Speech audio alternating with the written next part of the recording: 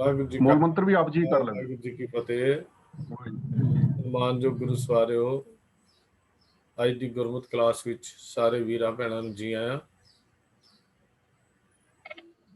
ਹੋਲਾ ਮਹੱਲਾ ਸਿੱਖ ਕੌਮ ਦਾ ਗੁਰੂ ਗੋਬਿੰਦ ਸਿੰਘ ਮਹਾਰਾਜ ਦਾ ਬਖਸ਼ਿਆ ਹੋਇਆ ਇੱਕ ਤੋਹਫਾ ਹੈ, ਜੋ ਸਤਿਗੁਰੂ ਜੀ ਨੇ ਸਾਨੂੰ ਹੋਲੀ ਦੀ ਗੰਦਗੀ ਚੋਂ ਕੱਢ ਕੇ ਇੱਕ ਨਵੇਕਲੇ ਢੰਗ ਦੇ ਨਾਲ ਹੋਲਾ ਮਹੱਲਾ ਮਨਾਉਣ ਦੀ ਇਜਾਜ਼ਤ ਹੈ।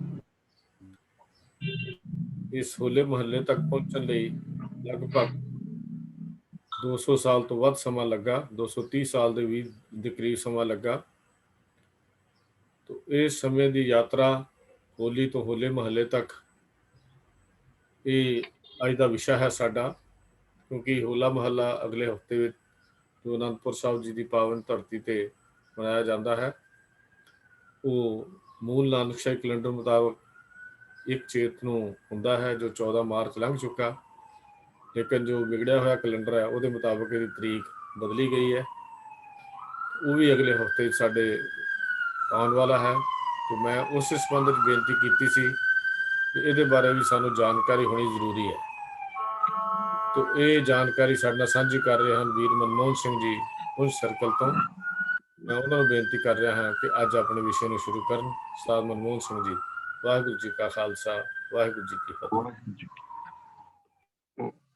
ਵਾਹਿਗੁਰੂ ਜੀ ਕਾ ਖਾਲਸਾ, ਵਾਹਿਗੁਰੂ ਜੀ ਕੀ ਫਤਿਹ। ਇੱਕ ਓੰਕਾਰ ਸਤਨਾਮ ਕਰਤਾ ਪੁਰਖ ਨਿਰਭਉ ਨਿਰਵੈਰ ਅਕਾਲ ਮੂਰਤ ਅਜੂਨੀ ਸੈਭੰ ਗੁਰ ਪ੍ਰਸਾਦ। ਵਾਹਿਗੁਰੂ ਵਾਹਿਗੁਰੂ ਵਾਹਿਗੁਰੂ ਵਾਹਿਗੁਰੂ ਵਾਹਿਗੁਰੂ। ਵਾਹਿਗੁਰੂ ਜੀ ਕਾ ਖਾਲਸਾ, ਵਾਹਿਗੁਰੂ ਜੀ ਕੀ ਫਤਿਹ। ਸਮੂਹ ਗੁਰਮੁਖ ਪਿਆਰੇ ਜੋ ਅੱਜ ਦੀ ਇਸ ਕਲਾਸ ਦੀ ਹਾਜ਼ਰੀ ਭਰ ਰਹੇ ਹੋ, ਜੋ ਆਪ ਜੀ ਨੇ ਵੀਰ ਹਰਜੀਤ ਸਿੰਘ ਜੀ ਪਾਸੋਂ ਸਰਵਣ ਕੀਤਾ ਹੈ ਕਿ ਵੀਰ ਜੀ ਨੇ ਅੱਜ ਦਾ ਇਹ ਵਿਸ਼ਾ ਹੋਲੀ ਤੋਂ ਹੋਲਾ ਮਹੱਲਾ ਜੋ ਇੱਕ ਸਫ਼ਰ ਹੈ ਅਤੇ ਖਾਲਸੇ ਦਾ ਨਿਆਰਾਪਨ, ਖਾਲਸਾ ਆਪਣੀ ਰਹਿਣੀ ਕਰਕੇ, ਆਪਣੀ ਕਰਨੀ ਕਰਕੇ, ਆਪਣੀ ਦਿੱਖ ਕਰਕੇ, ਆਪਣੇ ਸੰਸਕਾਰਾਂ ਕਰਕੇ ਆਪਣੀ ਹਰ ਜੀਵਨ ਜਾਂਚ ਦੇ ਵਿੱਚ ਸਮੁੱਚੇ ਸੰਸਾਰ ਦੇ ਅੰਦਰ ਨਿਆਰਾ ਤੇ ਵੱਖਰਾ ਹੈ। ਅਤੇ ਇਸ ਦੇ ਨਿਆਰੇਪਣ ਦੇ ਪਿੱਛੇ ਇੱਕ ਬਹੁਤ ਵੱਡਾ ਕਾਰਨ ਹੈ। ਉਹ ਕਾਰਨ ਹੈ ਕਿ ਜੋ ਸਤਿਗੁਰੂ ਪਾਤਸ਼ਾਹ ਨੇ ਇਸ ਦੀ ਨੀਂਹ ਕੁਰਬਾਨੀ ਦੀ ਇੱਟ ਦੇ ਨਾਲ ਰੱਖੀ ਅਤੇ ਇਸ ਨੂੰ ਸੰਤ ਅਤੇ ਸਿਪਾਹੀਆਂ ਦੀ ਕੌਮ ਦੇ ਰੂਪ ਵਿੱਚ ਸੰਸਾਰ ਵਿੱਚ ਪ੍ਰਗਟ ਕੀਤਾ। ਇਸ ਤੋਂ ਪਹਿਲਾਂ ਇਤਿਹਾਸ ਦੇ ਅੰਦਰ ਜੋ ਸੰਤ ਸੀ ਉਹ ਕੇਵਲ ਸੰਤ ਸੀ, ਜੋ ਸਿਪਾਹੀ ਸੀ ਉਹ ਕੇਵਲ ਸਿਪਾਹੀ ਸੀ।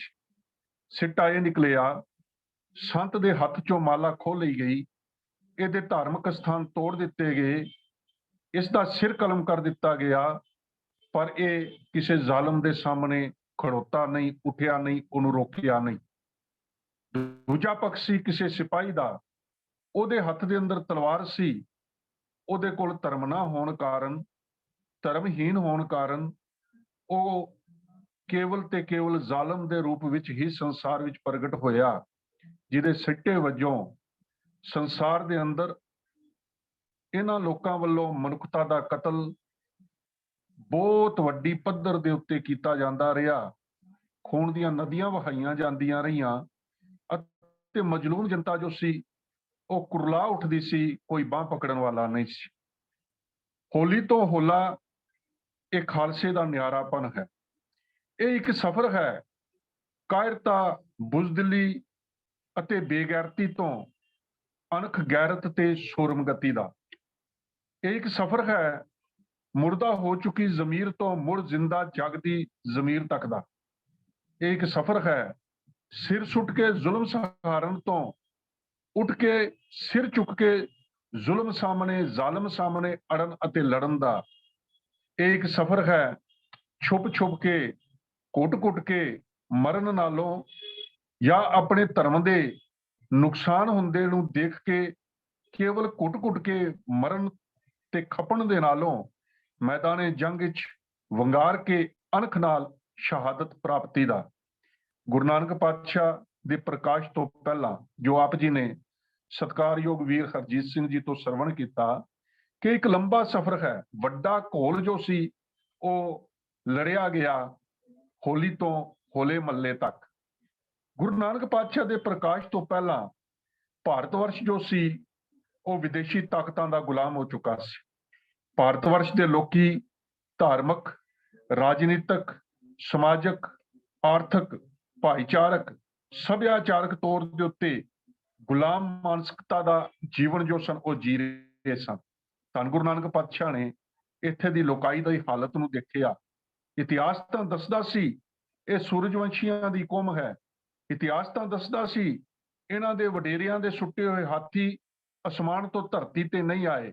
ਲੇਕਿਨ ਜਦੋਂ ਇਹ ਦੇਖਿਆ ਜਾ ਰਿਹਾ ਸੀ ਕਿ ਤੈਮੂਰ ਲੰਗੜਾ ਤੈਮੂਰ ਅਤੇ ਕਿਤੇ ਆਜੜੀ ਲੋਕੀ ਇਹ ਗਿਣਤੀ ਦੇ ਘੋੜਸਵਾਰ ਲੈ ਕੇ ਭਾਰਤ ਵਰਸ਼ ਦੇ ਉੱਤੇ ਰਾਜ ਕਰਕੇ ਗਏ, ਭਾਰਤ ਵਰਸ਼ ਨੂੰ ਆਪਣਾ ਗੁਲਾਮ ਬਣਾ ਲਿਆ ਅਤੇ ਫਿਰ ਇੱਥੇ ਦੇ ਜੋ ਰਜਵਾੜੇ ਸਨ, ਇੱਥੇ ਦੇ ਜੋ ਸੂਰਬੀਰ ਸਨ, ਉਹ ਸਿਰ ਸੁੱਟ ਕੇ ਉਹਨਾਂ ਦੀ ਗੁਲਾਮੀ ਨੂੰ ਪ੍ਰਵਾਨ ਕਰ ਰਹੇ ਸਨ।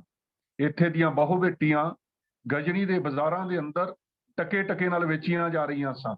ਇੱਥੇ ਦੇ ਧਾਰਮਿਕ ਸਥਾਨ ਤੋੜੇ ਜਾ ਰਹੇ ਸਨ।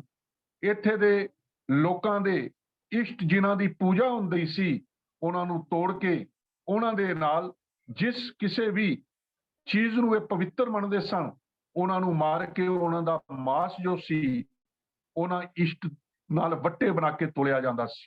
ਕੋਈ ਰੋਕਣ ਵਾਲਾ ਨਹੀਂ ਸੀ, ਕੋਈ ਸਾਹਮਣੇ ਖੜਨ ਵਾਲਾ ਨਹੀਂ ਸੀ।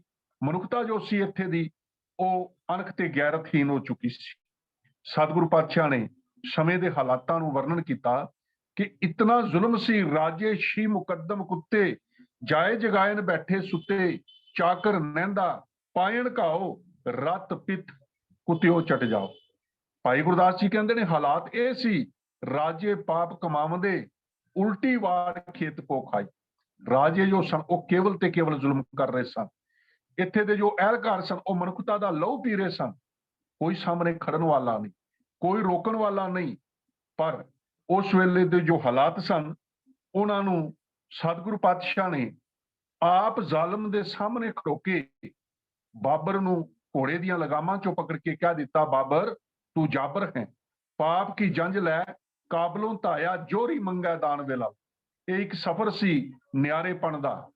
ਲੋਕੀ ਸਿਰ ਸੁੱਟ ਕੇ ਜੀਵਨ ਜੀ ਰਹੇ ਸਨ। ਰਜਵਾੜੇ ਸਨ ਛੋਟੇ ਛੋਟੇ ਇੱਥੇ, ਲੇਕਿਨ ਸਭ ਉਹਨਾਂ ਦੀ ਗੁਲਾਮੀ ਚ ਸਨ। ਪਰ ਦੂਜੇ ਪਾਸੇ ਧੰਨ ਗੁਰੂ ਨਾਨਕ ਪਾਤਸ਼ਾਹ ਬਾਬਰ ਨੂੰ ਘੋੜੇ ਦੀਆਂ ਲਗਾਮਾਂ ਚੋਂ ਪਕੜ ਕੇ ਇਹ ਗੱਲ ਕਹਿ ਰਹੇ ਸਨ, ਬਾਬਰ ਤੂੰ ਜਾਬਰ ਹੈ। ਧਰਮ ਦੀ ਹਾਲਤ ਸੀ, ਮਾਨਸ ਖਾਨੇ ਕਰੇ ਨਿਵਾਜ, ਛੁਰੀ ਵਗਾਇਣ ਤਿੰਨ ਗਲ ਤਾਗ, ਤਿੰਨ ਕਰ ਬ੍ਰਾਹਮਣ ਪੂਰੇ ਨਾਦ, ਉਹਨਾਂ ਪੀ ਆਵੇ ਉਹੀ ਸਾਧ, ਕੂੜੀ ਰਾਸ ਕੂੜਾ ਵਾਪਾਰ, ਕੂੜ ਬੋਲ ਕਰੇ ਆਹਾਰ, ਸ਼ਰਮ ਧਰਮ ਕਾ ਡੇਰਾ ਦੂਰ, ਨਾਨਕ ਕੂੜ ਰਿਹਾ ਭਰਪੂਰ।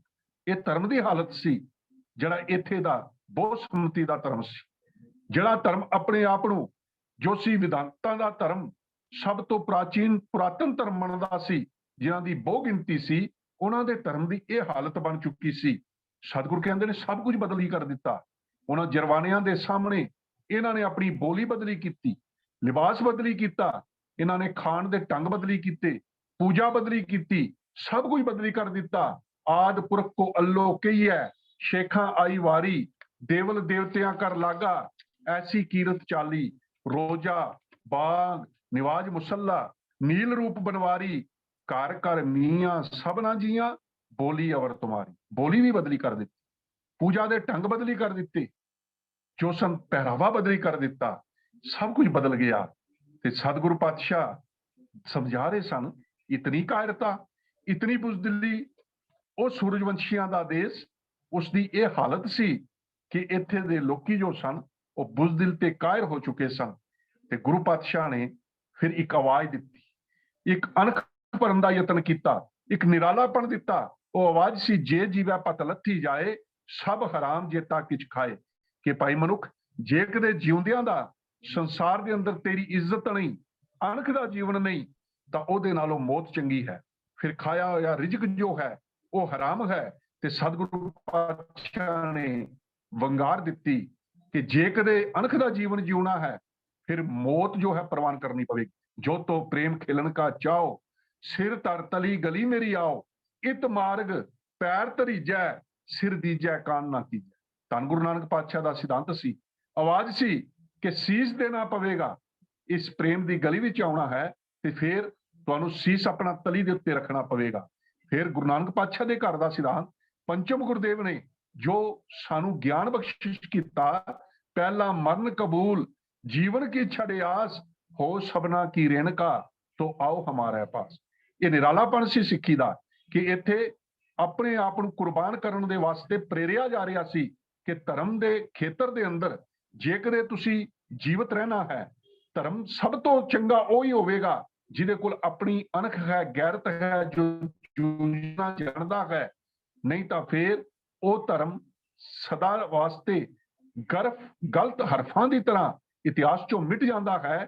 ਜਿਹਦੇ ਕੋਲ ਅਣਖ ਤੇ ਗੈਰਤ ਨਹੀਂ, ਜਿਹੜਾ ਜੂਝਣਾ ਨਹੀਂ ਜਾਣਦਾ। ਤੇ ਫਿਰ ਗੁਰਬਾਣੀ ਦਾ ਫਰਮਾਨ ਹੈ, ਮਰਨ ਮਨੁਸ਼ਾ ਸੂਰਿਆਂ ਹੱਕ ਹੈ, ਜੇ ਹੋਏ ਮਰਨ ਪ੍ਰਵਾਨੋ। ਕਬੀਰ ਜੀ ਬਖਸ਼ਿਸ਼ ਕਰਦੇ ਨੇ, ਕਬੀਰ ਗਗਨ ਦਮਾਮਾ ਬਾਜਿਓ, ਪਰਿਓ ਨਿਸ਼ਾਨਾ ਘਾਓ, ਖੇਤ ਜੋ ਮੰਡਿਓ ਸੂਰਮਾ, ਅਬ ਜੂਝਨ ਕੋ ਦਾਓ, ਸੂਰਾ ਸੋ ਪਹਿਚਾਨੀਐ, ਜੋ ਲੜੈ ਦੀਨ ਕੇ ਹੇਤ, ਪੁਰਜਾ ਪੁਰਜਾ ਕੱਟ ਮਰੈ, ਕਬੂ ਨਾ ਛਾੜੈ ਖੇਤ। ਇਹ ਗੁਰਬਾਣੀ ਦੇ ਅੰਦਰ ਸਤਿਗੁਰੂ ਪਾਤਸ਼ਾਹ ਨੇ ਇਹਨਾਂ ਸ਼ਬਦਾਂ ਰਾਹੀਂ, ਇਸ ਗਿਆਨ ਰਾਹੀਂ ਸਾਨੂੰ ਅਣਖ ਤੇ ਗੈਰਤ ਭਰਨ ਦਾ ਯਤਨ ਕੀਤਾ। ਇੱਥੇ ਦੀ ਬੁਜ਼ਦਿਲ ਤੇ ਕਾਇਰ ਮਨੁੱਖਤਾ ਨੂੰ ਚੁੱਕਣ ਦਾ ਯਤਨ ਕੀਤਾ। ਭਾਵ ਸਿੱਖੀ ਦੀ ਜੋ ਨੀਂਹ ਸੀ ਉਹ ਕੁਰਬਾਨੀ ਦੀ ਇੱਟ ਤੇ ਰੱਖੀ ਗਈ। ਅਣਖ, ਸੂਰਬੀਰਤਾ, ਸੂਰਮਗਤੀ ਦਾ ਮਸਾਲਾ ਜੋ ਸੀ ਉਹ ਪਾਇਆ ਗਿਆ, ਤਾਂ ਕਿ ਇਹ ਧਰਮ ਦਾ ਮਹਿਲ ਅਣਖੀ ਧਰਮੀਆਂ ਦਾ ਮਹਿਲ ਹੋਵੇ, ਇਹ ਗੈਰਤ ਵਾਲਿਆਂ ਦਾ ਮਹਿਲ ਹੋਵੇ, ਇਹ ਉਹਨਾਂ ਸੂਰਬੀਰ ਯੋਧਿਆਂ ਦਾ ਧਰਮੀ ਮਹਿਲ ਹੋਵੇ ਜਿਹੜੇ ਕਿਸੇ ਗਰੀਬ ਮਜਲੂਮ ਦੀ ਬਾਹ ਪਕੜ ਸਕਣ, ਜੋ ਕਿਸੇ ਜ਼ਾਲਮ ਦੇ ਸਾਹਮਣੇ ਖੜੋ ਸਕਣ। ਬਾਬਰ ਨੂੰ ਜਾਬਰ ਕਹਿਣਾ ਇਹ ਨਿਆਰਾਪਣ ਤੇ ਸੂਰਬੀਰਤਾ ਹੀ ਸੀ। ਗੱਲ ਵੱਖਰੀ ਸੀ ਕਿ ਗੁਰੂ ਨਾਨਕ ਪਾਤਸ਼ਾਹ ਨੂੰ ਬਾਬਰ ਦੀਆਂ ਜੇਲ੍ਹਾਂ ਦੇ ਅੰਦਰ ਜੋ ਸੀ ਚੱਕੀਆਂ ਪੀਣੀਆਂ ਪਈਆਂ, ਸਤਿਗੁਰੂ ਪਾਤਸ਼ਾਹ ਨੂੰ ਕੈਦ ਕਰ ਲਿਆ, ਪਰ ਗੁਰੂ ਪਾਤਸ਼ਾਹ ਨੇ ਜੋ ਅਣਖ ਤੇ ਗੈਰਤ ਦੀ ਆਵਾਜ਼ ਬੁਲੰਦ ਕੀਤੀ ਸੀ ਉਸ ਨੂੰ ਕਮਜ਼ੋਰ ਨਹੀਂ ਹੋਣ ਦਿੱਤਾ। ਸਿੱਖੀ ਗੁਰੂ ਪਾਤਸ਼ਾਹ ਨੇ ਭਾਰਤ ਦੇ ਬੁਜ਼ਦਿਲ ਤੇ ਮੁਰਦਾ ਹੋ ਚੁੱਕੀ ਕਾਇਰ ਜਨਤਾ ਵਿੱਚ ਭਗਤੀ ਅਤੇ ਸ਼ਕਤੀ ਦਾ ਗੁਣ ਭਰ ਕੇ ਅਣਖੀ ਤੇ ਸੂਰਬੀਰ ਯੋਧੇ ਬਣਾਉਣ ਦਾ ਯਤਨ ਕੀਤਾ। ਸਿੱਖੀ ਜੋ ਸੀ ਉਹਨਾਂ ਅਣਖਹੀਣ ਲੋਕਾਂ ਦੇ ਅੰਦਰ ਗੈਰਤ ਭਰ ਕੇ ਜੋ ਸੀ ਯੋਧਿਆਂ ਦੀ ਖਾਣ ਤਿਆਰ ਕਰਨ ਦਾ ਇੱਕ ਯਤਨ ਸੀ। ਸਿੱਟਾ ਸਾਡੇ ਸਾਹਮਣੇ ਸੀ। ਪੰਚਮ ਗੁਰੂ ਪਾਤਸ਼ਾਹ ਨੂੰ ਤੱਤੀ ਤਵੀ ਤੇ ਬਿਠਾ ਕੇ, ਤੱਤੀ ਰੇਤ ਸੀਸ ਚ ਪਾ ਕੇ, ਦੇਗਾਂ ਵਿੱਚ ਉਬਾਲ ਕੇ, ਰਾਵੀ ਚ ਰੋੜ ਕੇ ਸ਼ਹੀਦ ਕਰ ਦਿੱਤਾ ਗਿਆ। ਪਰ ਜਿੱਥੇ ਸਬਰ ਨਾਲ ਜਬਰ ਨੂੰ ਜਿੱਤਣ ਦਾ ਸਾਨੂੰ ਜੋ ਸੀ ਤਰੀਕਾ ਦੱਸਿਆ ਗਿਆ, ਮਿਸਾਲ ਪੇਸ਼ ਕੀਤੀ ਜਾ ਰਹੀ ਸੀ, ਰੱਬੀ ਰਜ਼ਾ ਚ ਰਹਿਣਾ ਸਿਖਾਇਆ ਜਾ ਰਿਹਾ ਸੀ, ਉੱਥੇ ਨਾਲ ਹੀ ਛੇਵੇਂ ਪਾਤਸ਼ਾਹ ਨੇ ਸ੍ਰੀ ਅਕਾਲ ਤਖਤ ਸਾਹਿਬ ਦੀ ਸਿਰਜਣਾ ਕਰਕੇ ਢਾਡੀਆਂ ਦੀਆਂ ਵਾਰਾਂ ਗਵਾ ਕੇ ਨੌਜਵਾਨਾਂ ਨੂੰ ਜਥੇਬੰਦ ਕਰਕੇ ਹਥਿਆਰਬੰਦ ਕੀਤਾ। ਜ਼ਾਲਮ ਸਰਕਾਰ ਨੂੰ ਸਿੱਧੀ ਟੱਕਰ ਦਿੱਤੀ, 4 ਯੁੱਧ ਕੀਤੇ, 4ਾਂ ਦੇ ਅੰਦਰ ਫਤਿਹ ਪ੍ਰਾਪਤ ਕੀਤੀ। ਇਹ ਖਾਲਸੇ ਦਾ ਸਿੱਖੀ ਦਾ ਨਿਆਰਾਪਣ ਹੀ ਸੀ ਕਿ ਸਮੇਂ ਨਾਲ ਸਮਝੌਤਾ ਕਰਕੇ ਆਪਣੇ ਰਹਿਣ ਸਹਿਣ ਪਹਿਰਾਵੇ ਬੋਲੀ ਨੂੰ ਬਦਲਿਆ ਨਹੀਂ, ਸਗੋਂ ਜ਼ਾਲਮ ਨੂੰ ਵੰਗਾਰਿਆ। ਜ਼ਾਲਮ ਨੂੰ ਮੈਦਾਨੇ ਜੰਗ ਦੇ ਅੰਦਰ ਵੰਗਾਰ ਕੇ ਉਸ ਦੇ ਕੋਲੋਂ ਜਿੱਤਾਂ ਪ੍ਰਾਪਤ ਕੀਤੀਆਂ। ਛੋਟੀ ਜੀ ਉਮਰ ਦੀ ਕੌਮ, ਛੋਟੀ ਜੀ ਗਿਣਤੀ ਦੇ ਅੰਦਰ ਇਸ ਸ਼ਾਹੀ ਸਲਤਨਤ ਨੂੰ ਵੰਗਾਰ ਰਹੀ ਸੀ। ਇਹ ਇੱਕ ਨਿਆਰਾਪਣ ਸੀ, ਇਹ ਇੱਕ ਸਫ਼ਰ ਸੀ ਜੋ ਹੌਲੀ ਤੋਂ ਹੌਲੇ ਮਹੱਲੇ ਵੱਲ ਚੱਲ ਰਿਹਾ ਸੀ। 9ਵੇਂ ਪਾਤਸ਼ਾਹ ਦੀ ਸ਼ਹਾਦਤ ਨੇ ਇੱਕ ਵਾਰ ਫੇਰ ਇਤਿਹਾਸ ਵਿੱਚ ਇਨਕਲਾਬੀ ਮੋੜ ਲਿਆਇਆ। ਗੁਰੂ ਕਲਗੀਧਰ ਪਾਤਸ਼ਾਹ ਨੇ ਨੌਜਵਾਨਾਂ ਨੂੰ ਜਥੇਬੰਦ ਕੀਤਾ, ਜ਼ੁਲਮ ਖਿਲਾਫ ਲੜਨ ਲਈ ਉਤਸ਼ਾਹ ਭਰਿਆ, ਸ਼ਸਤਰਧਾਰੀ ਹੋਣ ਲਈ ਸਤਿਗੁਰੂ ਪਾਤਸ਼ਾਹ ਨੇ ਜੋ ਸੀ ਉਹ ਹੁਕਮਨਾਮੇ ਜਾਰੀ ਕਰ ਦਿੱਤੇ, ਅਤੇ ਜੋ ਸਿੱਖੀ ਦੇ ਮੁੱਢਲੇ ਸਿਧਾਂਤ ਸਨ, ਕੇਸਾਧਾਰੀ ਹੋਣਾ, ਸ਼ਸਤਰਧਾਰੀ ਹੋਣਾ, ਉਸ ਨੂੰ ਰਹਿਤ ਵਿੱਚ ਰੱਖ ਕੇ ਪੱਕਾ ਕਰ ਦਿੱਤਾ। ਸਤਿਗੁਰੂ ਪਾਤਸ਼ਾਹ ਦੇ ਪਾਵਨ ਬਚਨ ਸਨ, ਸ਼ਸਤਰਨ ਕੇ ਅਧੀਨ ਹੈ ਰਾਜ, ਜੋ ਨਾ ਧਰੇ ਤਿਰ ਬਿਗੜੇ ਕਾਜ, ਜਬ ਹਮਰੇ ਦਰਸ਼ਨ ਕੋ ਆਵੋ, ਬਨ ਸੁਚੇਤ ਤਨ ਸ਼ਸਤਰ ਸਜਾਵੋ, ਕਮਰ ਕਸਾ ਕਰ ਦਿਓ ਦਿਖਾਈ, ਹਮਰੀ ਖੁਸ਼ੀ ਹੋਏ ਅਤਕਾਈ। ਸਤਿਗੁਰੂ ਪਾਤਸ਼ਾਹ ਦੀ ਬਖਸ਼ਿਸ਼ ਸੀ ਕਿ ਭਈ ਜੇ ਕਿਤੇ ਰਾਜ ਭਾਗ ਕਿਸੇ ਨੂੰ ਲੱਭਦਾ ਹੈ ਉਹ ਸ਼ਸਤਰਾਂ ਦੇ ਅਧੀਨ ਹੈ, ਜਿਹਦੇ ਹੱਥ ਵਿੱਚ ਤਾਕਤ ਹੈ ਉਹੀਓ ਜੋ ਸੰਸਾਰ ਦੇ ਅੰਦਰ ਰਾਜ ਭਾਗ ਲੈ ਸਕਦਾ ਹੈ। ਕੋਈ ਥਾਲ ਦੇ ਵਿੱਚ ਪਰੋਸ ਕੇ ਕਿਸੇ ਨੂੰ ਰਾਜ ਭਾਗ ਨਹੀਂ ਦਿੰਦਾ। ਪੁਨ ਸੰਗ ਸਾਰੇ ਪ੍ਰਭੂ ਜੀ ਸੁਣਾਈ, ਬਿਨਾ ਸ਼ਸਤਰ ਕੇ ਸੰਗ ਰਹੋ ਨਾ ਪਾਈ, ਬਿਨਾ ਸ਼ਸਤਰ ਕੇ ਸੰਗ ਨਰੰਗ ਭੇਡ ਜਾਨੋ, ਗਹੇ ਕਾਣ ਤਾਂ ਕੋ ਕਿਤੈ ਲੈ ਸਿਧਾਨੋ। ਸ਼ਸਤਰ ਤੇ ਕੇਸ ਇਹ ਪੱਕੇ ਤੌਰ ਦੇ ਉੱਤੇ ਸਿੱਖ ਦਾ ਜੋ ਸੀ ਸਿੱਖੀ ਦਾ ਹਿੱਸਾ ਬਣਾ ਦਿੱਤਾ। ਸਤਿਗੁਰੂ ਪਾਤਸ਼ਾਹ ਨੇ ਬਖਸ਼ਿਸ਼ ਕੀਤੀ ਕਿ ਭਈ ਸ਼ਸਤਰਾਂ ਤੇ ਕੇਸਾਂ ਤੋਂ ਬਿਨਾ ਸਿੱਖ ਮੈਨੂੰ ਪ੍ਰਵਾਨ ਨਹੀਂ। ਸ਼ਸਤਰ ਤੋਂ ਬਿਨਾ ਮਨੁੱਖ ਦੀ ਹਾਲਤ ਉਸ ਭੇਡ ਵਰਗੀ ਹੈ ਜਿਸ ਨੂੰ ਕੋਈ ਵੀ ਕੰਨ ਚੋਂ ਪਕੜ ਕੇ ਕਿਤੇ ਵੀ ਲੈ ਕੇ ਫਿਰਦਾ ਰਵੇ, ਪਰ ਸ਼ਸਤਰ ਜਿਹਦੇ ਹੱਥ ਵਿੱਚ ਹੋਵੇ ਕਿਸੇ ਦੀ ਮਜਾਲ ਨਹੀਂ ਕਿ ਉਹ ਉਸ ਨੂੰ ਆਪਣੇ ਅਧੀਨ ਕਰ ਸਕੇ। ਇਹ ਹੈ ਮੋਰੇ ਆ ਗਿਆ ਸੁਨੋ ਹੈ ਪਿਆਰੇ, ਬਿਨਾ ਸ਼ਸਤਰ ਕੇ ਸੰਗ ਦਿਵੋ ਨਾ ਦਿਦਾਰੇ। ਸਤਿਗੁਰਾਂ ਦੇ ਪਾਵਨ ਬਚਨ ਸਨ, ਹੁਕਮਨਾਮਾ ਸੀ ਕਿ ਐ ਮੇਰੇ ਗੁਰੂ ਸਿੱਖੋ, ਐ ਮੇਰੇ ਪਿਆਰੇ ਸਿੱਖੋ, ਮੈਂ ਸ਼ਸਤਰ ਤੋਂ ਬਿਨਾ, ਕੇਸਾਂ ਤੋਂ ਬਿਨਾ, ਜੋ ਕੇਸਾਂ ਤੋਂ ਬਿਨਾ ਹੈ, ਜੋ ਸ਼ਸਤਰ ਤੋਂ ਬਿਨਾ ਹੈ, ਮੈਂ ਉਸ ਸਿੱਖ ਨੂੰ ਦੀਦਾਰ ਨਹੀਂ ਦੇਵਾਂਗਾ। ਸ਼ਸਤਰਨਹੀਨ ਇਹ ਕਬੂ ਨਾ ਹੋਈ, ਰਹਿਤਵੰਤ ਗੁਰ ਕਾ ਸਿੱਖ ਸੋਈ। ਇਹ ਹੁਕਮਨਾਮੇ ਇਹ ਗੱਲ ਸਾਬਤ ਕਰਦੇ ਨੇ ਕਿ ਸਤਿਗੁਰੂ ਪਾਤਸ਼ਾਹ ਨੇ ਸਾਨੂੰ ਸ਼ਸਤਰਧਾਰੀ ਬਣਾਇਆ। ਗੁਰੂ ਪਾਤਸ਼ਾਹ ਜੀ ਨੇ ਭੰਗਾਣੀ ਦੇ ਯੁੱਧ ਜਿੱਤਣ ਤੋਂ ਬਾਅਦ ਜਦੋਂ ਵਾਪਸ ਅਨੰਦਪੁਰ ਸਾਹਿਬ ਆਏ, ਉਸ ਤੋਂ ਪਹਿਲਾਂ ਹੀ ਹਥਿਆਰਾਂ ਦਾ ਜੋ ਕਾਰਖਾਨਾ ਸੀ ਉਹ ਅਨੰਦਪੁਰ ਸਾਹਿਬ ਵਿੱਚ ਲੱਗ ਚੁੱਕਿਆ ਸੀ। ਕਿਲਿਆਂ ਦੀ ਉਸਾਰੀ ਕੀਤੀ। ਫਿਰ ਸਤਿਗੁਰੂ ਪਾਤਸ਼ਾਹ ਨੇ ਸਿੱਖਾਂ ਨੂੰ ਸ਼ਸਤਰ ਵਿਦਿਆ ਵਿੱਚ ਨਿਪੁੰਨ ਕਰਨ ਵਾਸਤੇ ਜੰਗੀ ਮਸ਼ਕਾਂ ਜੋ ਸਨ ਉਹਨਾਂ ਦਾ ਮੁੱਢ ਬੱਧਾ। ਗੁਰੂ ਪਿਆਰ ਵਾਲਿਓ, ਕੋਈ ਕਿੰਨੀ ਵੀ ਚੰਗੀ ਫੌਜ ਕਿਉਂ ਨਾ ਹੋਵੇ, ਗਿਣਤੀ ਉਸ ਦੀ ਕਿੰਨੀ ਵੱਡੀ ਕਿਉਂ ਨਾ ਹੋਵੇ, ਵਧੀਆ ਸ਼ਸਤਰ ਘੋੜੇ ਵੀ ਕਿਉਂ ਨਾ ਹੋਣ, ਉਹਦੇ ਕੋਲ ਕਿਲੇ ਵੀ ਕਿਉਂ ਨਾ ਹੋਣ, ਕਿਲਿਆਂ ਦਾ ਮਾਲਕ ਵੀ ਹੋਵੇ, ਪਰ ਜੇ ਕਿਤੇ ਸੂਰਮਗਤੀ ਨਹੀਂ, ਜੇ ਕਿਤੇ ਸ਼ਸਤਰ ਵਿਦਿਆ ਵਿੱਚ ਨਿਪੁੰਨ ਨਹੀਂ, ਤਾਂ ਸਮਝੋ ਉਹ ਕੋਈ ਵੀ ਜੋ ਫੌਜ ਹੈ ਉਹ ਕਾਮਯਾਬ ਫੌਜ ਨਹੀਂ ਹੋ ਸਕਦੀ। ਸਤਿਗੁਰੂ ਪਾਤਸ਼ਾਹ ਨੇ ਜੇ ਇਸ ਚੀਜ਼ ਨੂੰ ਦੇਖਦੇ ਹੋਏ ਕਿ ਭਈ ਜੇ ਕਿਤੇ ਇਹਨਾਂ ਦੇ ਕੋਲ ਸ਼ਸਤਰ, ਵਧੀਆ ਸ਼ਸਤਰ ਵਿਦਿਆ ਨਹੀਂ ਹੋਵੇਗੀ, ਵਧੀਆ ਸ਼ਸਤਰ ਨਹੀਂ ਹੋਣਗੇ, ਤਾਂ ਫਿਰ ਇਹ ਖਾਲਸਾ ਜੋ ਹੈ ਇਹ ਜ਼ੁਲਮ ਦੇ ਖਿਲਾਫ ਜੂਝ ਨਹੀਂ ਸਕਦਾ।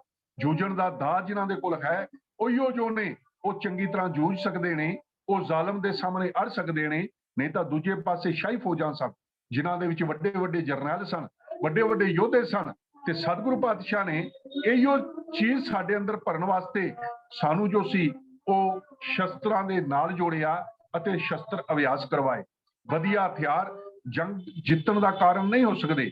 ਵਿਦਵਾਨ ਇਹ ਗੱਲ ਕਹਿੰਦੇ ਨੇ ਕਿ ਇਹ ਗੱਲ ਬਿਲਕੁਲ ਮੈਟਰ ਨਹੀਂ ਕਰਦੀ ਕਿ ਕੋਈ ਰਾਈਫਲ ਜਾਂ ਤੋਪ ਕਿਤਨੀ ਵਧੀਆ ਹੈ, ਸਗੋਂ ਇਹ ਮੈਟਰ ਕਰਦਾ ਹੈ ਕਿ ਉਸ ਰਾਈਫਲ ਦੇ ਪਿੱਛੇ ਜੋ ਬੈਠਾ ਹੋਇਆ ਹੈ ਉਸ ਦੇ ਅੰਦਰ ਅਣਖ ਤੇ ਗੈਰਤ ਕਿਤਨੀ ਹੈ, ਜੂਝਣ ਦਾ ਚਾਹ ਕਿਤਨਾ ਹੈ, ਸ਼ਹੀਦੀ ਜਾਮ ਪੀਣ ਦਾ ਚਾਹ ਕਿੰਨਾ ਹੈ। ਨਹੀਂ ਤਾਂ ਕਿਤੇ ਸ਼ਸਤਰ 'ਚ ਹੱਥ ਫੜਿਆ ਪੱਥਰ ਪਿੱਛੇ ਬੈਠਾ ਹੀ ਆਪਣੀ ਜ਼ਿੰਦਗੀ ਜੋ ਹੈ ਉਹ ਬਚਾਉਣ ਦੇ ਹੀਲੇ ਕਰਦਾ ਰਹੇਗਾ, ਜੂਝੇਗਾ ਨਹੀਂ। ਸ਼ਸਤਰ ਕਿੰਨਾ ਵੀ ਵਧੀਆ ਹੈ ਇਹ ਮੈਟਰ ਨਹੀਂ ਕਰਦਾ। ਮੈਟਰ ਤਾਂ ਇਹ ਕਰਦਾ ਹੈ ਕਿ ਉਸ ਸ਼ਸਤਰ ਦੀ ਮੁੱਠ ਦੇ ਉੱਤੇ ਹੱਥ ਖਿੱਚਦਾ ਹੈ, ਉਹ ਕਿੰਨਾ ਬਲਵਾਨ ਤੇ ਕਿੰਨਾ ਨਿਪੁੰਨ ਹੈ। ਸਤਿਗੁਰੂ ਪਾਤਸ਼ਾਹ ਨੇ ਇਸੇ ਚੀਜ਼ ਨੂੰ ਸਾਹਮਣੇ ਰੱਖਦੇ ਹੋਏ, ਜੋ ਸੀ ਸਮੇਂ ਦੇ ਹਾਲਾਤਾਂ ਨੂੰ ਭੰਪਦੇ ਹੋਏ, ਸਿੱਖਾਂ ਵਿੱਚ ਜੋ ਸਿਧਾਂਤ ਸੀ ਕਿ ਇਹ ਵਧੀਆ ਸ਼ਸਤਰਧਾਰੀ ਹੋਣ, ਵਧੀਆ ਇਹਨਾਂ ਦੇ ਕੋਲ ਸ਼ਸਤਰ ਵਿਦਿਆ ਹੋਵੇ, ਅਤੇ ਗੁਰੂ ਪਾਤਸ਼ਾਹ ਨੇ ਜੋ ਸਾਡਾ ਮੁੱਢਲਾ ਸਿਧਾਂਤ ਸੀ ਕੇਸਾਧਾਰੀ ਹੋਣਾ, ਇਹ ਦੋਵੇਂ ਜੋ ਸਨ ਹੁਕਮਨਾਮਿਆਂ ਦੇ ਅੰਦਰ ਇਹਨਾਂ ਚੀਜ਼ਾਂ ਨੂੰ ਪੱਕਾ ਕਰਕੇ ਸਾਨੂੰ ਸ਼ਸਤਰਧਾਰੀ ਤੇ ਜੋ ਸੀ ਕੇਸਾਧਾਰੀ ਬਣਾ ਲਿਆ। ਹੁਣ ਇਸ ਚੀਜ਼ ਨੂੰ ਲਾਜ਼ਮੀ ਕਰ ਦਿੱਤਾ ਗਿਆ ਸੀ। ਦੂਜੇ ਪਾਸੇ ਇਹ ਜੋ ਹੋਲਾ ਮਹੱਲਾ ਹੈ, ਜੋ ਵੀਰ ਜੀ ਨੇ ਪਹਿਲਾਂ ਆਪ ਜੀ ਦੇ ਨਾਲ ਸਾਂਝਾ ਕੀਤਾ ਕਿ ਇਹ ਚੇਤਵਦੀ ਪਹਿਲੀ ਨੂੰ ਹੋਲੀ ਦਾ ਜੋ ਤਿਉਹਾਰ ਸੀ ਉਹ ਹੋਇਆ ਕਰਦਾ ਸੀ। ਗੁਰੂ ਪਾਤਸ਼ਾਹ ਨੇ ਦੇਖਿਆ ਕਿ ਭਾਰਤ ਵਰਸ਼ ਦੀ ਲੋਕਾਈ ਬੁਜ਼ਦਿਲ ਤੇ ਕਾਇਰ ਹੋ ਚੁੱਕੀ ਹੈ। ਹਾਲਾਤ ਇੱਥੋਂ ਤੱਕ ਨੇ, ਬਹੂ ਬੇਟੀਆਂ ਗਜਨੀ ਦੇ ਬਾਜ਼ਾਰਾਂ ਦੇ ਅੰਦਰ ਵਿਕ ਰਹੀਆਂ। ਹਾਲਾਤ ਇੱਥੇ ਤੱਕ ਨੇ, ਧਾਰਮਿਕ ਸਥਾਨ ਤੋੜੇ ਜਾ ਰਹੇ ਨੇ। ਇਹ ਲੋਕੀ ਆਪਣਾ ਸਭ ਕੁਝ ਭੁੱਲ ਚੁੱਕੇ ਨੇ ਅਤੇ ਫਿਰ ਜੋ ਉਹ ਜ਼ਾਲਮ ਤਾਕਤਾਂ ਨੇ ਉਹਨਾਂ ਦੀ ਅਧੀਨਗੀ ਕਬੂਲ ਕਰ ਚੁੱਕੇ ਨੇ।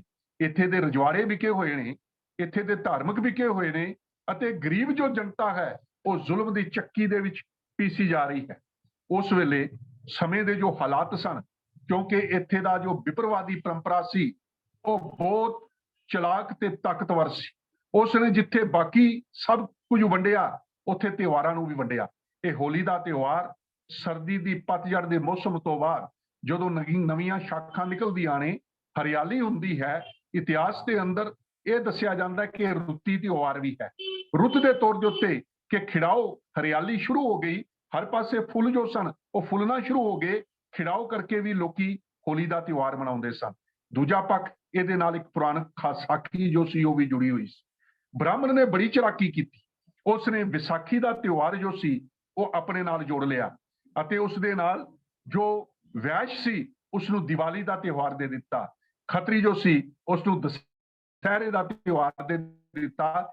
ਕੁਝ ਇਤਿਹਾਸਕਾਰਾਂ ਨੇ ਇਸ ਗੱਲ ਨੂੰ ਦੱਸਿਆ ਕਿ ਵਰਨ ਵੰਡ ਦੀ ਇੱਕ ਬਹੁਤ ਵੱਡੀ ਜੋ ਸੀ ਤਰਾਸਦੀ ਸੀ ਕਿ ਇਸ ਭਾਰਤ ਵਰਸ਼ ਦੀ ਜਨਤਾ ਨੂੰ ਹਰ ਪੱਖ ਤੋਂ ਵੰਡਣ ਦਾ ਯਤਨ ਸੀ ਤਾਂ ਕਿ ਕਮਜ਼ੋਰ ਰਹਿਣ ਅਤੇ ਬ੍ਰਾਹਮਣ ਦੀ ਅਧੀਨਗੀ ਨੂੰ ਕਬੂਲ ਕਰਨ। ਤੇ ਉਸਨੇ ਜੋ ਹੋਲੀ ਦਾ ਤਿਉਹਾਰ ਸੀ ਉਹ ਸ਼ੂਦਰਾਂ ਨੂੰ ਦੇ ਦਿੱਤਾ।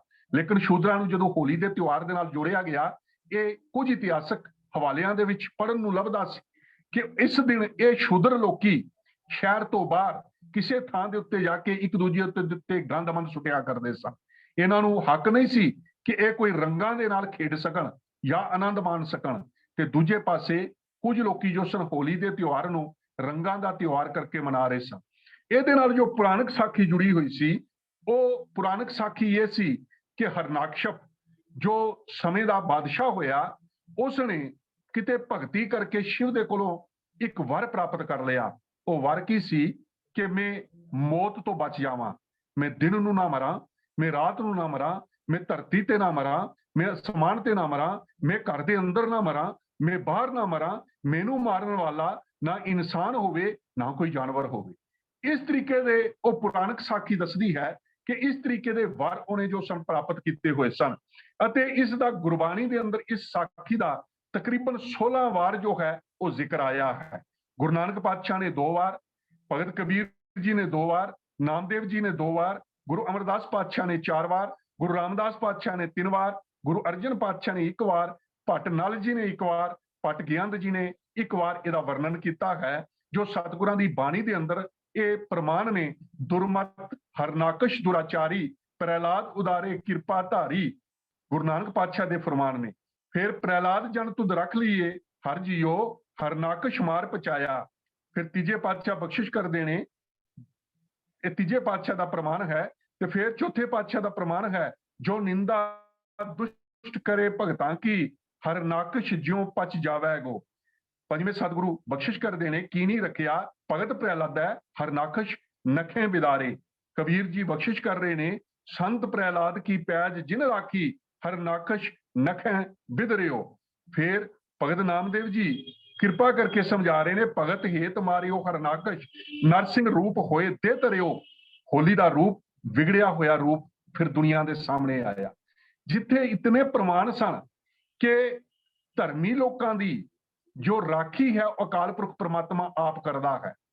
ਉਸ ਸਾਖੀ ਦੇ ਅਨੁਸਾਰ ਕਿ ਜਦੋਂ ਉਸਨੇ ਇਹ ਵਰ ਪ੍ਰਾਪਤ ਕਰ ਲਏ, ਉਸ ਦੀ ਜੋ ਭੈਣ ਹੋਲਕਾ ਸੀ ਉਸ ਨੂੰ ਵਰ ਸੀ, ਉਹਨੂੰ ਅੱਗ ਨਹੀਂ ਸਾੜ ਸਕਦੀ।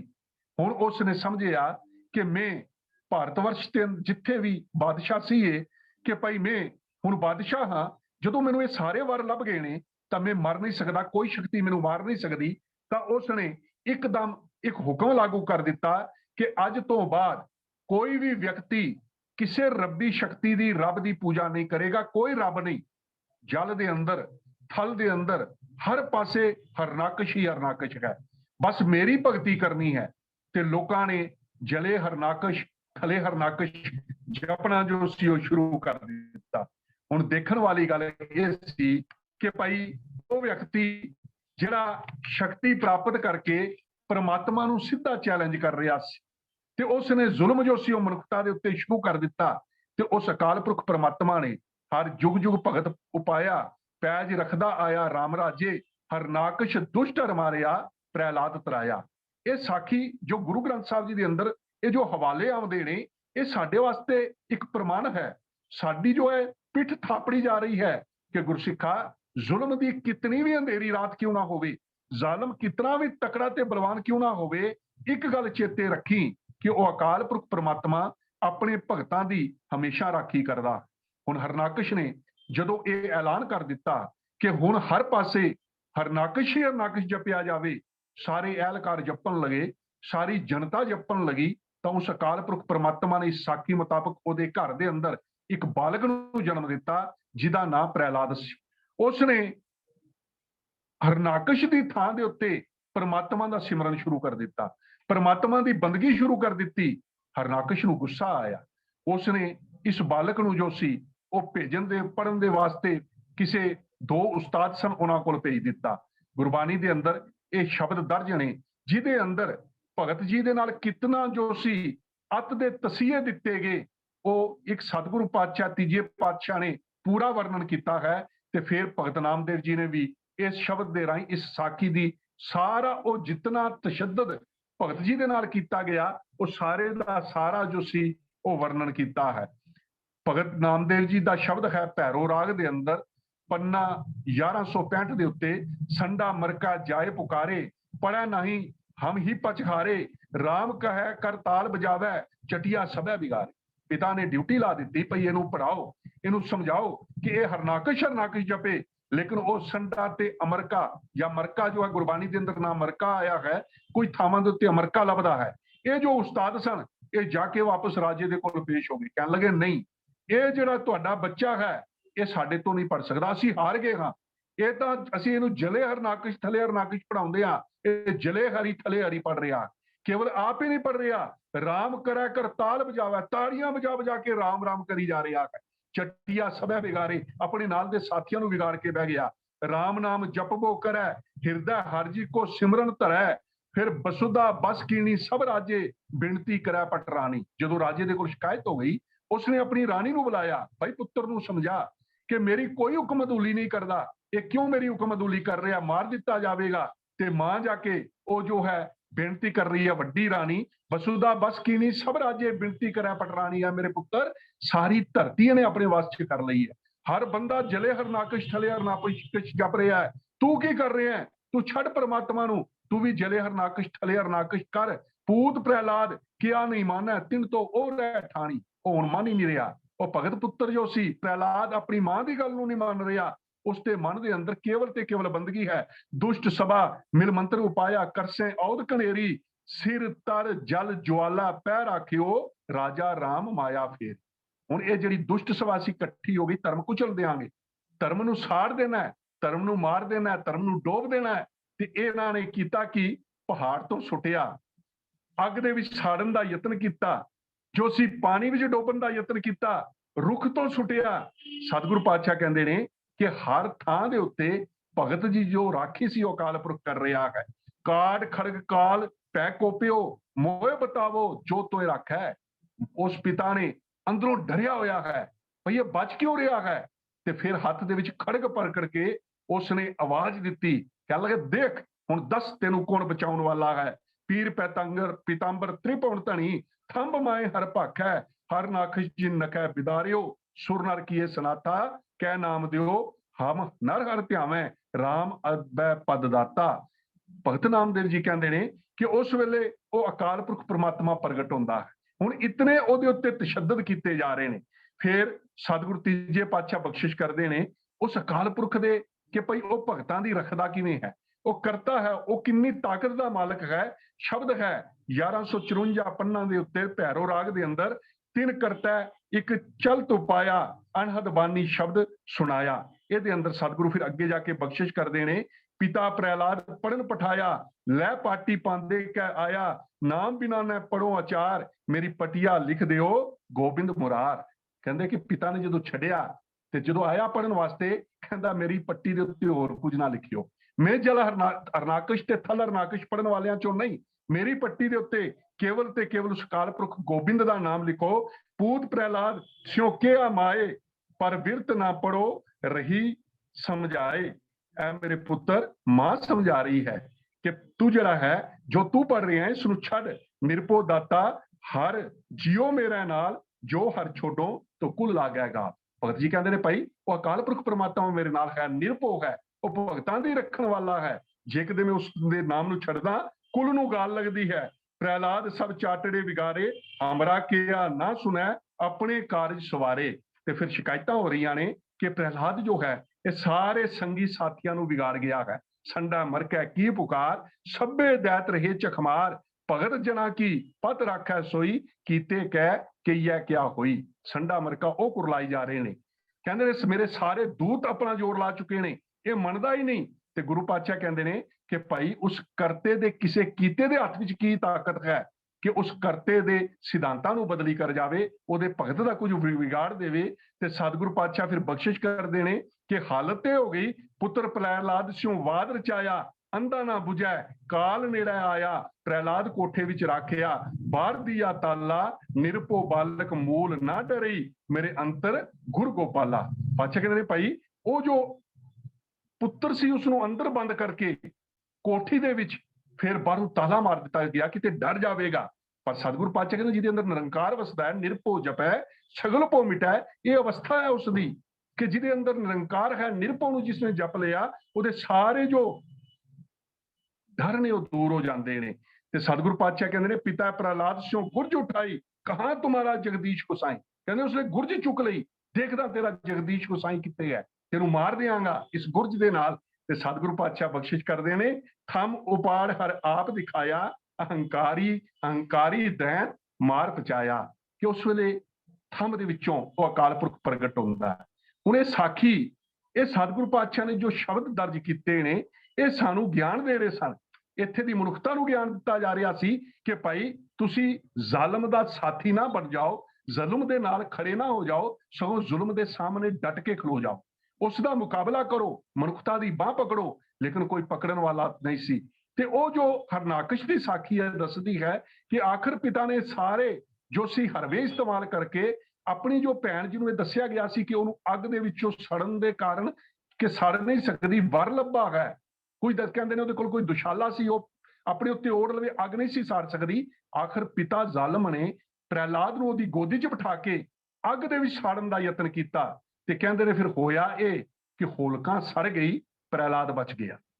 ਪ੍ਰਹਿਲਾਦ ਨੂੰ ਥੰਮ ਦੇ ਨਾਲ ਸਾੜਨ ਦਾ ਯਤਨ ਕੀਤਾ, ਉਹਦੀ ਨਜ਼ਰ ਪੈ ਗਈ ਕਿ ਕੀੜੀ ਚੱਲ ਰਹੀ ਹੈ। ਜਦੋਂ ਉਸਨੂੰ ਕਿਹਾ ਗਿਆ ਇਸ ਥੰਮ ਨੂੰ ਤੂੰ ਜਾ ਕੇ ਜੱਫੀ ਮਾਰ, ਤੇ ਕਹਿੰਦੇ ਨੇ ਉੱਥੋਂ ਨਰਸਿੰਘ ਰੂਪ ਦੇ ਅੰਦਰ ਉਹ ਅਕਾਲ ਪੁਰਖ ਪ੍ਰਮਾਤਮਾ ਪ੍ਰਗਟ ਹੋਇਆ। ਜੋ ਸਾਖੀ ਕਹਿੰਦੀ ਹੈ ਕਿ ਉਸ ਨੂੰ ਫਿਰ ਘਰ ਦੇ ਦਰਵਾਜ਼ੇ ਵਿੱਚ ਨਾ ਅੰਦਰ ਸੀ ਨਾ ਬਾਹਰ ਸੀ, ਗੋਡਿਆਂ ਦੇ ਉੱਤੇ ਰੱਖ ਕੇ, ਨਾ ਧਰਤੀ ਸੀ ਨਾ ਆਕਾਸ਼ ਸੀ, ਤੇ ਕੋਈ ਸ਼ਸਤਰ ਨਾ ਮਾਰ ਸਕੇ, ਨੱਖਾਂ ਦੇ ਨਾਲ, ਆਪਣੇ ਨਾਖਾਂ ਦੇ ਨਾਲ ਚੀਰ ਕੇ ਮਾਰ ਦਿੱਤਾ। ਹੁਣ ਇਹ ਹੋਲੀ ਦਾ ਤਿਉਹਾਰ ਇੱਕ ਪੱਖ ਇਸ ਕਰਕੇ ਵੀ ਲੋਕੀ ਇਸ ਭਾਰਤ ਵਰਸ਼ ਵਿੱਚ ਬਣਾ ਰਹੇ ਸਨ ਕਿ ਹੋਲਕਾ ਜੋ ਹੈ ਉਹ ਸੜ ਗਈ, ਬਦੀ ਦੇ ਉੱਤੇ ਸਚਾਈ ਦੀ ਜਿੱਤ ਹੈ। ਲੇਕਿਨ ਇਹ ਰੂਪ ਵਿਗੜ ਚੁੱਕਿਆ ਸੀ। ਕੁਝ ਲੋਕਾਂ ਨੇ, ਧਰਮੀ ਲੋਕਾਂ ਨੇ ਸ਼ੁਰੂਆਤ ਜ਼ਰੂਰ ਕੀਤੀ ਹੋਵੇਗੀ, ਲੇਕਿਨ ਰੂਪ ਜੋ ਸੀ ਉਹ ਪੂਰਨ ਤੌਰ ਦੇ ਉੱਤੇ ਵਿਗੜ ਚੁੱਕਿਆ ਸੀ। ਇਸ ਦਿਨ ਲੋਕੀ ਆਪਣੇ ਉੱਤੇ ਰੰਗ ਸੁੱਟਦੇ ਸਨ, ਗਲਾਜ਼ਤ ਇੱਕ ਦੂਜੇ ਦੇ ਉੱਤੇ ਸੁੱਟਦੇ ਸਨ, ਅਤੇ ਰੰਗ ਸੁੱਟਣ ਦੇ ਪਿੱਛੇ ਕਈ ਕਿਸਮ ਦੇ ਮੰਦੇ ਵਿਕਾਰੀ ਜੋ ਖਿਆਲ ਸਨ ਉਹ ਛੁਪੇ ਹੋਏ ਸਨ।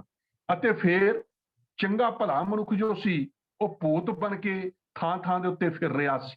ਹੁਣ ਗੁਰੂ ਪਾਤਸ਼ਾਹ ਨੇ, ਜਦੋਂ ਗੁਰੂ ਨਾਨਕ ਪਾਤਸ਼ਾਹ ਵੀ ਮਥੁਰਾ ਦੀ ਧਰਤੀ ਤੇ ਪਹੁੰਚੇ ਸਨ, ਹੋਲੀਆਂ ਦੇ ਦਿਨ ਸਨ, ਤੇ ਸਤਿਗੁਰਾਂ ਨੇ ਉੱਥੇ ਇਹਨਾਂ ਲੋਕਾਂ ਦੀ ਇਹ ਹਾਲਤ ਦੇਖ ਕੇ ਭਾਈ ਢੋਲ ਵੱਜ ਰਹੇ ਨੇ, ਇਹ ਰੰਗ ਸੁੱਟ ਕੇ ਆਪਣੇ ਉੱਤੇ, ਇੱਕ ਪਾਸੇ ਵਿਕਾਰੀ, ਕੁਝ ਵਿਕਾਰੀ ਬਿਰਤੀ ਦੇ ਲੋਕੀ ਵਿਕਾਰ ਕਮਾ ਰਹੇ ਨੇ, ਕੁਝ ਇਸ ਢੋਲ ਦੇ ਸਾਹਮਣੇ ਨੱਚ ਰਹੇ ਨੇ। ਹੋਲਕਾਂ ਜੋ ਹੈ ਉਹ ਬਣਾ ਕੇ ਲੱਕੜਾਂ ਦਾ ਢੇਰ ਅੱਗ ਲਾ ਕੇ ਕੇਵਲ ਨੱਚੀ ਜਾ ਰਹੇ ਨੇ ਕਿ ਭਾਈ ਜੋ ਹੈ ਹੋਲਕਾਂ ਸੜ ਗਈ, ਹਰਨਾਕਸ਼ ਦੇ ਉੱਤੇ ਜਿੱਤ ਹੋ ਗਈ। ਤੇ ਗੁਰੂ ਪਾਤਸ਼ਾਹ ਨੇ ਉਹਨਾਂ ਪਾਂਡਿਆਂ ਤੋਂ ਪੁੱਛਿਆ ਸੀ ਭਾਈ ਇਹ ਹੈ ਕੀ? ਇਤਨੀ ਜੋ ਹੈ ਦੁਰਦਿਸ਼ਾ ਭਾਰਤ ਵਰਸ਼ ਦੀ ਹੋ ਰਹੀ ਹੈ, ਧਰਮ ਜੋ ਹੈ ਕੁਚਲਿਆ ਜਾ ਰਿਹਾ, ਧਾਰਮਿਕ ਸਥਾਨ ਲੁੱਟੇ ਜਾ ਰਹੇ ਨੇ, ਤੁਸੀਂ ਕਰ ਕੀ ਰਹੇ ਹੋ? ਤੇ ਉਹਨਾਂ ਦਾ ਜਵਾਬ ਸੀ ਕਿ ਮਹਾਰਾਜ ਇਹ ਤਾਂ ਹਾਲਾਤ ਹੋ ਗਏ ਨੇ, ਕਲਯੁਗ ਆ ਗਿਆ। ਕਿਉਂਕਿ ਉਹ ਇੱਕ ਲਾਜਿਕ ਜੋ ਸਨ ਦੇ ਰਹੇ ਸਨ ਕਿ ਕਲਯੁਗ ਆ ਗਿਆ, ਇਹ ਸਾਡੇ ਵੱਸ ਤੋਂ ਬਾਹਰ ਹੋ ਗਏ ਨੇ। ਹੁਣ ਜਿੱਥੇ ਕਿਤੇ ਕਿਸੇ ਦੇ ਹੱਥੋਂ ਧਰਮ ਦਾ ਨੁਕਸਾਨ ਹੋਇਆ ਹੋਵੇ ਨਾ, ਧਰਮ ਸੰਭਾਲਿਆ ਨਾ ਜਾ ਰਿਹਾ ਹੋਵੇ, ਤੇ ਕਈ ਕਿਸਮ ਦੇ ਲਾਜਿਕ ਕੱਢ ਕੇ ਲਾਉਂਦੇ ਨੇ, ਭਾਈ ਇਸ ਕਰਕੇ ਧਰਮ ਦਾ ਨੁਕਸਾਨ ਹੋ ਰਿਹਾ, ਇਸ ਕਰਕੇ ਹੋ ਰਿਹਾ। ਉਹਨਾਂ ਨੇ ਵੀ ਕਿਹਾ ਕਿ ਇਹ ਜੀ ਕਲਯੁਗ ਦਾ ਪ੍ਰਕੋਪ ਹੈ। ਤੇ ਗੁਰੂ ਪਾਤਸ਼ਾਹ ਨੇ ਉੱਥੇ ਇੱਕ ਸ਼ਬਦ ਜੋ ਸੀ ਉਚਾਰਨ ਕੀਤਾ ਸੀ, ਸੋਈ ਚੰਦ ਚੜੇ ਸੇ ਤਾਰੇ, ਸੋਈ ਦਿਨੀਅਰ ਤਪਤਰ ਹੈ। ਭਾਈ ਚੰਦ ਹੋਈ ਉਹ ਹੈ, ਸੂਰਜ ਹੋਈ ਉਹ ਹੈ, ਹਾਲਾਤ ਹੋਈ ਹੋਣੇ, ਕਿੱਥੋਂ ਕਲਯੁਗ ਆਇਆ? ਕਿਹੜਾ ਕਲਯੁਗ ਹੈ? ਇਹ ਤਾਂ ਤੁਸੀਂ ਧਰਮ ਛੱਡ ਕੇ ਬਹਿ ਗਏ ਹੋ, ਤੁਸੀਂ ਆਪਣੀ ਜ਼ਿੰਮੇਵਾਰੀ ਨੂੰ ਨਹੀਂ ਨਿਭਾਇਆ। ਤੇ ਗੁਰੂ ਨਾਨਕ ਪਾਤਸ਼ਾਹ ਨੇ ਵੀ ਉਹਨਾਂ ਨੂੰ ਗਿਆਨ ਦਿੱਤਾ ਸੀ, ਭਾਈ ਇਹ ਜੋ ਹੈ ਇਤਨਾ ਜ਼ੁਲਮ ਹੋ ਰਿਹਾ ਹੈ, ਤੁਸੀਂ ਢੋਲ ਢਮੱਕੇ ਵਜਾ ਕੇ, ਰੰਗ ਇੱਕ ਦੂਜੇ ਦੇ ਉੱਤੇ ਸੁੱਟ ਕੇ, ਏਖੇ ਸੁੱਟ ਕੇ ਵਿਕਾਰੀ ਜੀਵਨ ਜੀ ਰਹੇ ਹੋ, ਕੇਵਲ ਤੇ ਕੇਵਲ ਲੱਕੜਾਂ ਦੇ ਢੇਰ ਨੂੰ ਅੱਗ ਲਾ ਕੇ ਕਹਿੰਦੇ ਜ਼ੁਲਮ ਸੜ ਗਿਆ, ਕਦੀ ਨਹੀਂ ਹੋ ਸਕਦਾ। ਗੁਰੂ ਨਾਨਕ ਪਾਤਸ਼ਾਹ ਨੇ ਵੀ ਇਹ ਗੱਲ ਸਮਝਾਈ ਸੀ। ਤੇ ਇਹ ਹਾਲਤ ਜੋ ਹੋਲੀ ਦੀ ਸੀ ਇਸ ਭਾਰਤ ਵਰਸ਼ ਦੇ ਅੰਦਰ, ਗੁਰੂ ਕਲਗੀਧਰ ਪਾਤਸ਼ਾਹ ਨੇ ਬਹੁਤ ਵੱਡੀ ਬਖਸ਼ਿਸ਼ ਕਰਕੇ ਆਨੰਦਪੁਰ ਦੀ ਪਾਵਨ ਧਰਤੀ ਦੇ ਉੱਤੇ ਬੁਜ਼ਦਿਲ ਤੇ ਕਾਇਰ ਹੋ ਚੁੱਕੀ ਲੋਕਾਈ ਦੇ ਵਿੱਚੋਂ ਜੋ ਖਾਲਸਾ ਪ੍ਰਗਟ ਕੀਤਾ, ਗੁਰੂ ਨਾਨਕ ਪਾਤਸ਼ਾਹ ਦੇ ਸਿਧਾਂਤ ਅਨੁਸਾਰ ਜੋ ਜੁਝਾਰੂਆਂ ਦੀ ਕੌਮ ਪੈਦਾ ਕੀਤੀ, ਸੰਤ ਸਿਪਾਹੀਆਂ ਦੀ ਕੌਮ ਪੈਦਾ ਕੀਤੀ, ਜੋ ਇੱਕ ਆਵਾਜ਼ ਮਾਰ ਕੇ ਜੋ ਸਤਿਗੁਰੂ ਪਾਤਸ਼ਾਹ ਨੇ ਨੌਜਵਾਨਾਂ ਨੂੰ ਅਣਖ ਤੇ ਗੈਰਤ ਵਾਲਾ ਜੀਵਨ ਦੇਣ ਦਾ ਯਤਨ ਕੀਤਾ ਸੀ। ਇੱਕ ਆਵਾਜ਼ ਮਾਰੀ ਸੀ ਗੁਰੂ ਤੇਗ ਬਹਾਦਰ ਪਾਤਸ਼ਾਹ ਦੀ ਸ਼ਹਾਦਤ ਤੋਂ ਬਾਅਦ, ਮੈਨੂੰ ਲੋੜ ਨਹੀਂ ਲੱਖਾਂ ਬਟੇਰਿਆਂ ਦੀ, ਮੈਨੂੰ ਲੋੜ ਹੈ ਇੱਕੋ ਸ਼ੇਰ ਦੀ ਅੱਜ, ਮੈਨੂੰ ਚਾਹੀਦਾ ਅਣਖ ਦਾ ਇੱਕ ਛੋਲਾ, ਮੈਨੂੰ ਲੋੜ ਨਹੀਂ ਰਾਖ ਦੇ ਢੇਰ ਦੀ ਅੱਜ। ਤੇ ਗੁਰੂ ਪਾਤਸ਼ਾਹ ਨੇ ਉਸ ਆਨੰਦਪੁਰ ਦੀ ਪਾਵਨ ਧਰਤੀ ਦੇ ਉੱਤੇ ਹੋਲਾ ਮਹੱਲਾ, ਹੋਲਾ ਦੋ ਪੱਖ ਜੋ ਹੋਲਾ ਅੱਖਰ ਦੇ ਲੱਭਦੇ ਨੇ। ਇੱਕ ਭਾਈ ਕਾਹਨ ਸਿੰਘ ਜੀ ਨਾਭਾ ਅਨੁਸਾਰ ਫਾਰਸੀ ਦਾ ਇਹ ਅੱਖਰ ਹੈ ਜਿਸ ਤੋਂ ਭਾਵ ਹੁੰਦਾ ਹੱਲਾ ਕਰਨਾ, ਜੋ ਹਮਲਾ ਕਰਨਾ ਕਿਸੇ ਥਾਂ ਦੇ ਉੱਤੇ, ਉਸ ਨੂੰ ਹੋਲਾ ਕਹਿੰਦੇ ਨੇ। ਤੇ ਦੂਜੇ ਪਾਸੇ ਮਹੱਲਾ ਤੋਂ ਭਾਵ ਹੈ ਉਹ ਥਾਂ ਜਿਹਦੇ ਉੱਤੇ ਹਮਲਾ ਕੀਤਾ ਜਾਵੇ। ਫਿਰ ਇੱਕ ਕੁਝ ਵਿਦਵਾਨ ਕਹਿੰਦੇ ਨੇ ਇਹ ਅੱਖਰ ਹੂਲ ਹੈ। ਹੂਲ ਤੋਂ ਭਾਵ ਹੈ ਧਰਮ ਵਾਸਤੇ ਜੂਝਣਾ, ਕਿਸੇ ਚੰਗੇ ਕੰਮ ਵਾਸਤੇ ਮਰ ਮਿਟਣਾ, ਹਰ ਵੇਲੇ ਤਿਆਰ ਬਰ ਤਿਆਰ ਰਹਿਣਾ। ਪਰ ਜੋ ਭਾਈ ਕਾਹਨ ਸਿੰਘ ਜੀ ਨਾਭਾ ਅਨੁਸਾਰ ਅਰਥ ਨੇ, ਉਹੀਓ ਗੱਲ ਸਾਡਾ ਸਿੱਖ ਇਤਿਹਾਸ ਉਸ ਦੀ ਪ੍ਰੋੜਤਾ ਕਰਦਾ, ਗਵਾਹੀ ਭਰਦਾ ਹੈ ਕਿ ਆਨੰਦਪੁਰ ਦੀ ਪਾਵਨ ਧਰਤੀ ਦੇ ਉੱਤੇ ਗੁਰੂ ਕਲਗੀਧਰ ਪਾਤਸ਼ਾਹ ਨੇ ਜਦੋਂ ਕਿਲਿਆਂ ਦੀ ਉਸਾਰੀ ਕੀਤੀ ਹੋਈ ਸੀ, ਸਮੇਂ ਦੇ ਹਾਲਾਤਾਂ ਨੂੰ ਦੇਖਦੇ ਹੋਏ ਇਹ ਜੋ ਸ਼ਸਤਰ ਵਿਦਿਆ ਸੀ ਇਹ ਸਿੱਖਾਂ ਦਾ ਪੱਕਾ ਅੰਗ ਬਣ ਜਾਵੇ, ਹਰ ਸਿੱਖ ਸ਼ਸਤਰਧਾਰੀ ਹੋਵੇ, ਹਰ ਸਿੱਖ ਵਧੀਆ ਜੋ ਹੈ ਸ਼ਸਤਰ ਚਲਾਉਣ ਵਾਲਾ ਹੋਵੇ। ਸਤਿਗੁਰੂ ਪਾਤਸ਼ਾਹ ਨੇ ਜਿਵੇਂ ਦੇਸ਼ ਦੀਆਂ ਫੌਜਾਂ ਜੰਗੀ ਮਸ਼ਕਾਂ ਕਰਦੀਆਂ ਨੇ, ਸਮੇਂ ਅਮਨ ਦੇ ਵੀ ਹੋਣ ਫਿਰ ਵੀ ਦੇਖਿਆ ਜਾਂਦਾ ਹੈ ਕਿ ਕਿਤੇ ਫੌਜੀ ਆਪਣੀ ਸ਼ਸਤਰ ਵਿਦਿਆ ਨੂੰ ਨਾ ਭੁੱਲ ਜਾਵੇ। ਇਹਦੇ ਵਾਸਤੇ ਜੋ ਐਕਸਰਸਾਈਜ਼ਸ ਨੇ ਉਹ ਚਲਦੀਆਂ ਨੇ, ਉਹ ਜੰਗੀ ਮਸ਼ਕਾਂ ਸਤਿਗੁਰੂ ਪਾਤਸ਼ਾਹ ਨੇ ਸ਼ੁਰੂ ਕਰਵਾਈਆਂ। ਇਹਦੇ ਵਾਸਤੇ ਦੱਸਿਆ ਜਾਂਦਾ ਹੈ ਕਿ ਗੁਰੂ ਕਲਗੀਧਰ ਪਾਤਸ਼ਾਹ ਨੇ ਲੋਕਾਈ ਦੇ ਹਾਲਾਤ ਨੂੰ ਦੇਖਦੇ ਹੋਏ ਇੱਕ ਆਵਾਜ਼ ਦਿੱਤੀ ਕਿ ਜੇ ਕਦੇ ਗੁਲਾਮੀ ਦੀਆਂ ਜੰਜੀਰਾਂ ਵਿੱਚ ਜਕੜੇ ਹੋਏ ਹੋ, ਜੇ ਕਦੇ ਧਾਰਮਿਕ ਸਥਾਨ ਲੁੱਟੇ ਜਾ ਰਹੇ ਨੇ, ਬਹੁ ਬੇਟੀਆਂ ਦੀਆਂ ਇੱਜ਼ਤਾਂ ਟਕੇ ਟਕੇ ਦੇ ਨਾਲ ਨਿਲਾਮ ਹੋ ਰਹੀਆਂ ਨੇ, ਇਹ ਭਾਰਤ ਵਰਸ਼ ਦੇ ਬੁਜ਼ਦਿਲ ਤੇ ਕਾਇਰ ਲੋਕੋ ਕੇਵਲ ਆਪਣੇ ਸਿਰ ਦੇ ਵਿੱਚ ਰੰਗ ਪਵਾ ਕੇ ਇਹ ਜੋ ਆਪਣੇ ਆਪ ਨੂੰ ਧਰਮੀ ਕਹਾਉਣ ਦਾ ਤੁਸੀਂ ਇੱਕ ਪਖੰਡ ਕਰ ਰਹੇ ਹੋ, ਲੱਕੜਾਂ ਦੇ ਢੇਰ ਨੂੰ ਅੱਗ ਲਾ ਕੇ ਕਹਿੰਦੇ ਹੋ ਜ਼ੁਲਮ ਸੜ ਗਿਆ, ਜ਼ੁਲਮ ਇਸ ਤਰ੍ਹਾਂ ਨਹੀਂ ਸੜਦਾ, ਇਹਦੇ ਵਾਸਤੇ ਤਿਆਰੀ ਕਰਨੀ ਪਵੇਗੀ। ਤੇ ਗੁਰੂ ਪਾਤਸ਼ਾਹ ਨੇ ਜਿਵੇਂ ਆਪ ਜੀ ਨੇ ਸਰਵਣ ਕੀਤਾ ਕਿ ਗੁਰੂ ਪਾਤਸ਼ਾਹ ਨੇ ਫਿਰ ਹੋਲੀ ਤੋਂ ਹੋਲਾ ਮਹੱਲਾ ਜੋ ਸੀ ਉਸ ਦੇ ਵਿੱਚ ਪਰਿਵਰਤਨ ਕੀਤਾ, ਉਸ ਹੋਲੀ ਨੂੰ ਭਾਵ ਸਾਨੂੰ ਨਿਰਾਲਾ ਜੋ ਸੀ, ਸਾਡਾ ਨਿਰਾਲਾਪਣ ਉਹ ਜੋ ਸੀ ਪ੍ਰਗਟ ਕਰ ਦਿੱਤਾ। ਕਵੀ ਸੁਮੇਰ ਸਿੰਘ ਜੀ ਲਿਖਦੇ ਨੇ, ਔਰਨ ਕੀ ਹੋਲੀ ਮਮ ਹੋਲਾ ਕਿਉ ਕਿਰਪਾਨਿਧ ਬਚਨ ਅਮੋਲਾ। ਸਤਿਗੁਰੂ ਪਾਤਸ਼ਾਹ ਨੇ ਕਿ ਸਾਡਾ ਸੁਪਨਾ, ਸਾਡੀ ਜੋ ਨਿਸ਼ਾਨਾ ਉਹ ਨਿਸ਼ਾਨਾ ਨਹੀਂ ਕਿ ਜੋ ਬੁਜ਼ਦਿਲੀ ਅਤੇ ਕਾਇਰਤਾ ਦਾ ਹੋਵੇ, ਕਿ ਜ਼ੁਲਮ ਹੁੰਦਾ ਰਵੇ। ਅਸੀਂ ਕੇਵਲ ਢੋਲ ਢਮੱਕਿਆਂ ਦੇ ਸਾਹਮਣੇ ਕੇਵਲ ਜੋ ਹੈ ਹੋਲੀਆਂ ਜੋ ਹੈ ਉਹਨਾਂ ਨੂੰ ਮਨਾਉਂਦੇ ਰਹੀਏ। ਤੇ ਸਤਿਗੁਰੂ ਪਾਤਸ਼ਾਹ ਨੇ ਇਸ ਨੂੰ ਜੋ ਕਹਿੰਦੇ ਨੇ, ਉਸ ਵੇਲੇ ਸਤਿਗੁਰੂ ਪਾਤਸ਼ਾਹ ਸਿੰਘਾਂ ਦੇ ਜਥੇ ਬਣਾਉਂਦੇ ਸਨ। ਇੱਕ ਥਾਂ ਜੋ ਸੀ ਉਸ ਨੂੰ ਚੁਣ ਲਿਆ ਜਾਂਦਾ ਤੇ ਫਿਰ ਉਹ ਜਥੇ ਜੋ ਸਨ ਸ਼ਸਤਰਧਾਰੀ ਸਿੰਘਾਂ ਦੇ ਉਸ ਥਾਂ ਦੇ ਉੱਤੇ ਹਮਲਾ ਕਰਦੇ, ਉਸ ਥਾਂ ਨੂੰ ਕਬਜ਼ੇ 'ਚ ਲਿਆ ਜਾਂਦਾ। ਜਿਹੜਾ ਦਲ ਜਿੱਤਦਾ ਸੀ ਸਤਿਗੁਰੂ ਪਾਤਸ਼ਾਹ ਉਹਨਾਂ ਨੂੰ ਸਿਰੋਪਾਓ ਬਖਸ਼ਿਸ਼ ਕਰਦੇ। ਜਿੱਥੇ ਕਿਤੇ ਕਿਸੇ ਕਿਸਮ ਦੀ ਕੋਈ ਕਮਜ਼ੋਰੀ ਦਿਸਦੀ, ਸ਼ਸਤਰ ਵਿਦਿਆ ਵਿੱਚ ਉਹਨਾਂ ਦੀ ਜੋ ਸੀ ਵਧੀਆ ਯੋਗ ਅਗਵਾਈ ਕੀਤੀ ਜਾਂਦੀ ਤੇ ਸਤਿਗੁਰੂ ਪਾਤਸ਼ਾਹ ਉੱਚੀ ਥਾਂ ਦੇ ਉੱਤੇ ਬੈਠ ਕੇ ਇਹ ਜੰਗੀ ਮਸ਼ਕਾਂ ਜੋ ਸਨ ਇਹਨਾਂ ਦੀ ਨਿਗਰਾਨੀ ਕਰਦੇ, ਇਹਨਾਂ ਨੂੰ ਦੇਖਦੇ, ਕੋਈ ਢਿਲਮੱਠ ਹੁੰਦੀ ਉਹਨੂੰ ਦੂਰ ਕਰਨ ਦਾ ਯਤਨ ਕਰਦੇ। ਫਿਰ ਇਹਦੇ ਵਿੱਚ ਇਹਦਾ ਨਾਂ ਹੋਲਾ ਕਿਉਂ ਪੈ ਗਿਆ, ਕਵੀ ਨਿਹਾਲ ਸਿੰਘ ਜੀ ਨੇ ਬੜੀ ਸੁੰਦਰ ਤਰੀਕੇ ਦੇ ਨਾਲ ਸਮਝਾਉਣ ਦਾ ਯਤਨ ਕੀਤਾ। ਉਹ ਆਪਣੀਆਂ ਲਿਖਤਾਂ 'ਚ ਲਿਖਦੇ ਨੇ, ਬਰਛਾ ਢਾਲ ਕਟਾਰਾ ਤੇਗਾ ਕਰਛਾ ਦੇਗਾ ਗੋਲਾ ਹੈ, ਛਕਾ ਪ੍ਰਸ਼ਾਦਾ ਸਜਾ ਦਸਤਾਰਾ ਅਰ ਕਰ ਦੋਨਾ ਟੋਲਾ ਹੈ, ਸੋਪਟ ਸੁਚਾਲਾ ਅਰ ਲਖ ਬਾਹਾ ਕਲਗਾ ਸਿੰਘ ਸੁਚੋਲਾ ਹੈ, ਅਪਰ ਮੁਛੈਰਾ ਦਾੜਾ ਜੈਸੇ ਤੈਸੇ ਬੋਲਾ ਹੋਲਾ ਹੈ। ਕਿਉਂਕਿ ਕੁਦਰਤੀ ਤੌਰ ਦੇ ਉੱਤੇ ਇਹ ਜੋ ਰੁੱਤ ਫਿਰਨ ਦੇ ਉੱਤੇ ਹੋਲੀ ਦਾ ਤਿਉਹਾਰ ਹੁੰਦਾ ਸੀ ਤੇ ਗੁਰੂ ਪਾਤਸ਼ਾਹ ਨੇ ਜਦੋਂ ਸਾਨੂੰ ਇਸ ਹੋਲੇ ਦੇ ਨਾਲ ਜੋੜਿਆ, ਹਮਲਾ ਕਰਨਾ ਦੱਸਿਆ, ਕਿਸੇ ਥਾਂ ਦੇ ਉੱਤੇ ਕਬਜ਼ਾ ਕਿਵੇਂ ਕਰਨਾ ਹੈ, ਸ਼ਸਤਰ ਵਿਦਿਆ ਸਿਖਾਈ, ਜੰਗੀ ਮਸ਼ਕਾਂ ਕੀਤੀਆਂ, ਇਹਨੂੰ ਨਾਂ ਜੋ ਸੀ ਉਹ ਹੋਲਾ ਮਹੱਲਾ ਦੇ ਦਿੱਤਾ ਗਿਆ। ਤੇ ਕਵੀ ਨਿਹਾਲ ਸਿੰਘ ਜੀ ਕਹਿੰਦੇ ਨੇ ਭਾਈ ਸਿੱਖਾਂ ਦੇ ਬੋਲੇ ਵੀ ਵੱਖਰੇ ਸਨ। ਲੋਕੀ ਬਰਛੀ ਕਹਿੰਦੇ ਸਨ, ਅਸੀਂ ਬਰਛਾ ਕਹਿੰਦੇ ਸਾਂ, ਲੋਕੀ ਕਟਾਰੀ ਕਹਿੰਦੇ ਸਨ, ਅਸੀਂ ਕਟਾਰਾ ਕਹਿੰਦੇ ਸਾਂ। ਇਸੇ ਤਰੀਕੇ ਦੇ ਨਾਲ ਕੋਈ ਤੇਗ ਕਹਿੰਦਾ ਸੀ, ਅਸੀਂ ਤੇਗਾ ਕਹਿੰਦੇ ਆ, ਲੋਕੀ ਦੇਗ ਕਹਿੰਦੇ ਨੇ, ਅਸੀਂ ਦੇਗਾ ਕਹਿੰਦੇ ਆ, ਲੋਕੀ ਕਰਛੀ ਕਹਿੰਦੇ ਨੇ, ਅਸੀਂ ਕਰਚਾ ਕਹਿੰਦੇ ਆ, ਗੋਲੀ ਹੁੰਦੀ ਸੀ ਗੋਲਾ ਕਿਹਾ ਜਾਂਦਾ ਸੀ। ਇਸੇ ਤਰੀਕੇ ਨਾਲ ਛਕਾ ਪ੍ਰਸ਼ਾਦਾ ਛਕਿਆ ਪ੍ਰਸ਼ਾਦਾ, ਇਹ ਜੋ ਸਨ ਇਹ ਚੜ੍ਹਦੀ ਕਲਾ ਦੇ ਬੋਲ ਸਨ। ਦਸਤਾਰਾ ਸਜਾਇਆ, ਇਸੇ ਤਰੀਕੇ ਦੇ ਨਾਲ ਜੋ ਜੇਕਦੇ ਕੋਈ ਸਿੰਘ ਜੋ ਸੀ ਉਹ ਅੱਖਾਂ ਤੋਂ ਬਿਨਾ ਉਸ ਨੂੰ ਜੋ ਸੀ ਸੂਰਮਾ ਸਿੰਘ ਕਿਹਾ ਜਾਂਦਾ ਸੀ। ਕਿਸੇ ਦੀ ਜੇਕਦੇ ਲੱਤ ਦੇ ਵਿੱਚ ਕੋਈ ਫਰਕ ਹੁੰਦਾ ਸੀ ਉਹਨੂੰ ਧਰਤ ਕੇਲ ਸਿੰਘ ਕਿਹਾ ਜਾਂਦਾ ਸੀ ਕਿ ਧਰਤੀ ਨੂੰ ਅੱਗੇ ਲਾ ਲੈਂਦਾ ਹੈ। ਇਹ ਸਾਡੇ ਚੜ੍ਹਦੀ ਕਲਾ ਦੇ ਬੋਲੇ ਸਨ। ਸੋ ਗੁਰੂ ਪਿਆਰ ਵਾਲਿਓ, ਸਤਿਗੁਰੂ ਪਾਤਸ਼ਾਹ ਨੇ ਸਾਨੂੰ ਜੋ ਸੀ ਉਹ ਹੋਲੇ ਮਹੱਲੇ ਦੇ ਨਾਲ ਜੋੜ ਕੇ ਸਾਨੂੰ ਜੋ ਸੀ ਅਣਖ ਤੇ ਗੈਰਤ ਦਾ ਜੀਵਨ ਜੋ ਸੀ ਉਹ ਜਿਉਣ ਦਾ ਇੱਕ ਢੰਗ ਸਿਖਾਇਆ ਸੀ।